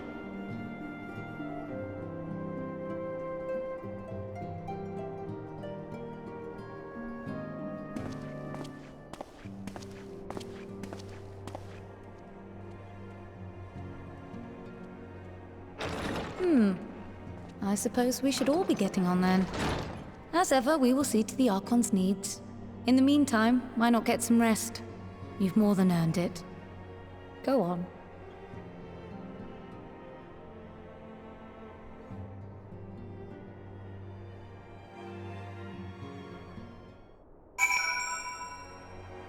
This would be the time that the patch content would regularly have ended and then we're waiting for the next one. So let me turn this in. Must be shattered after all that hopping back and forth between worlds. Why not stay here and rest a while? Sure, Big Lug can manage without you. I got enough sounds to help them if you ask me.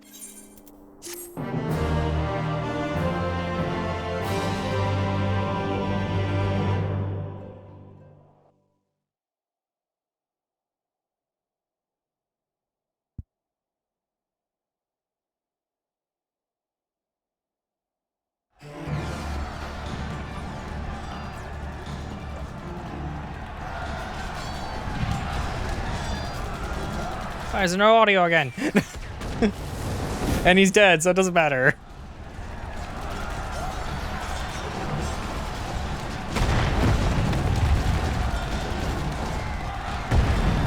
Onward, before this day is done, victory shall be ours.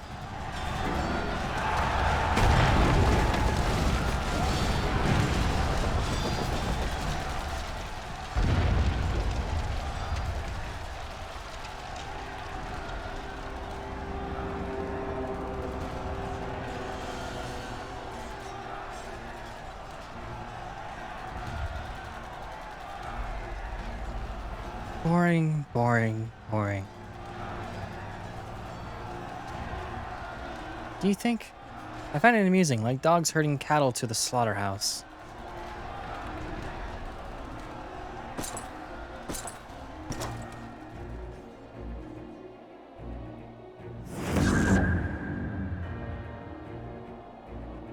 Tattoo, your soul is. Who are you?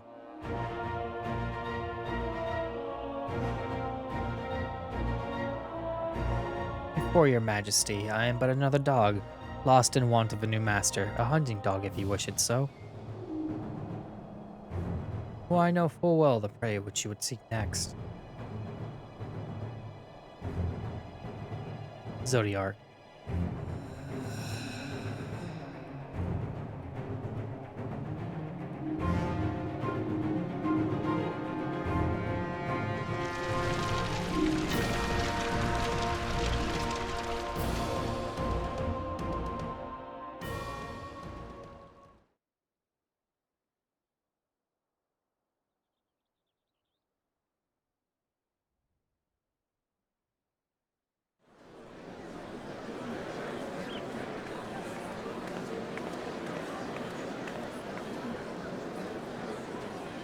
Did you hear? The mayor's reopening his Dallas Stoneworks, and they're looking for laborers. There's talk of reselling some of the old abandoned villages, too. They're even laying on free Talos to help anyone willing to make the move.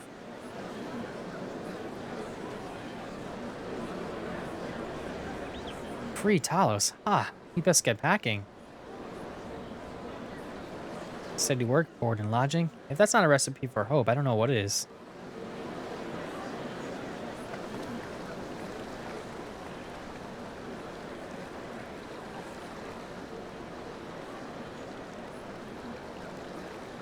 Oh.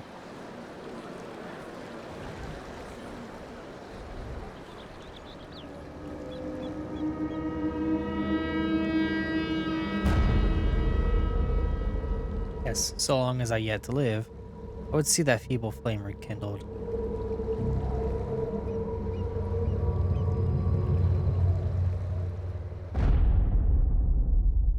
It is my destiny to see our dream fulfilled.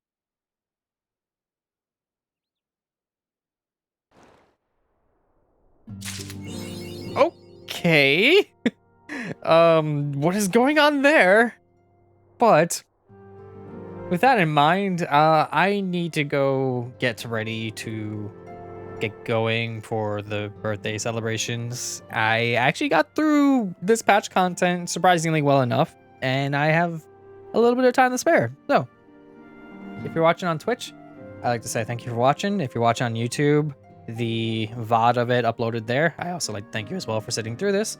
It is not as long as some other streams, but I got through one patch worth of content. So we have, what, like 4 more to go? And I'm pretty sure that when I actually have more time, I'll be able to kind of breeze through a decent chunk of them. I'm thinking maybe hopefully 2 more streams for the patch content, and then I'll be all caught up. So again, thank you. and I'll see you all next time.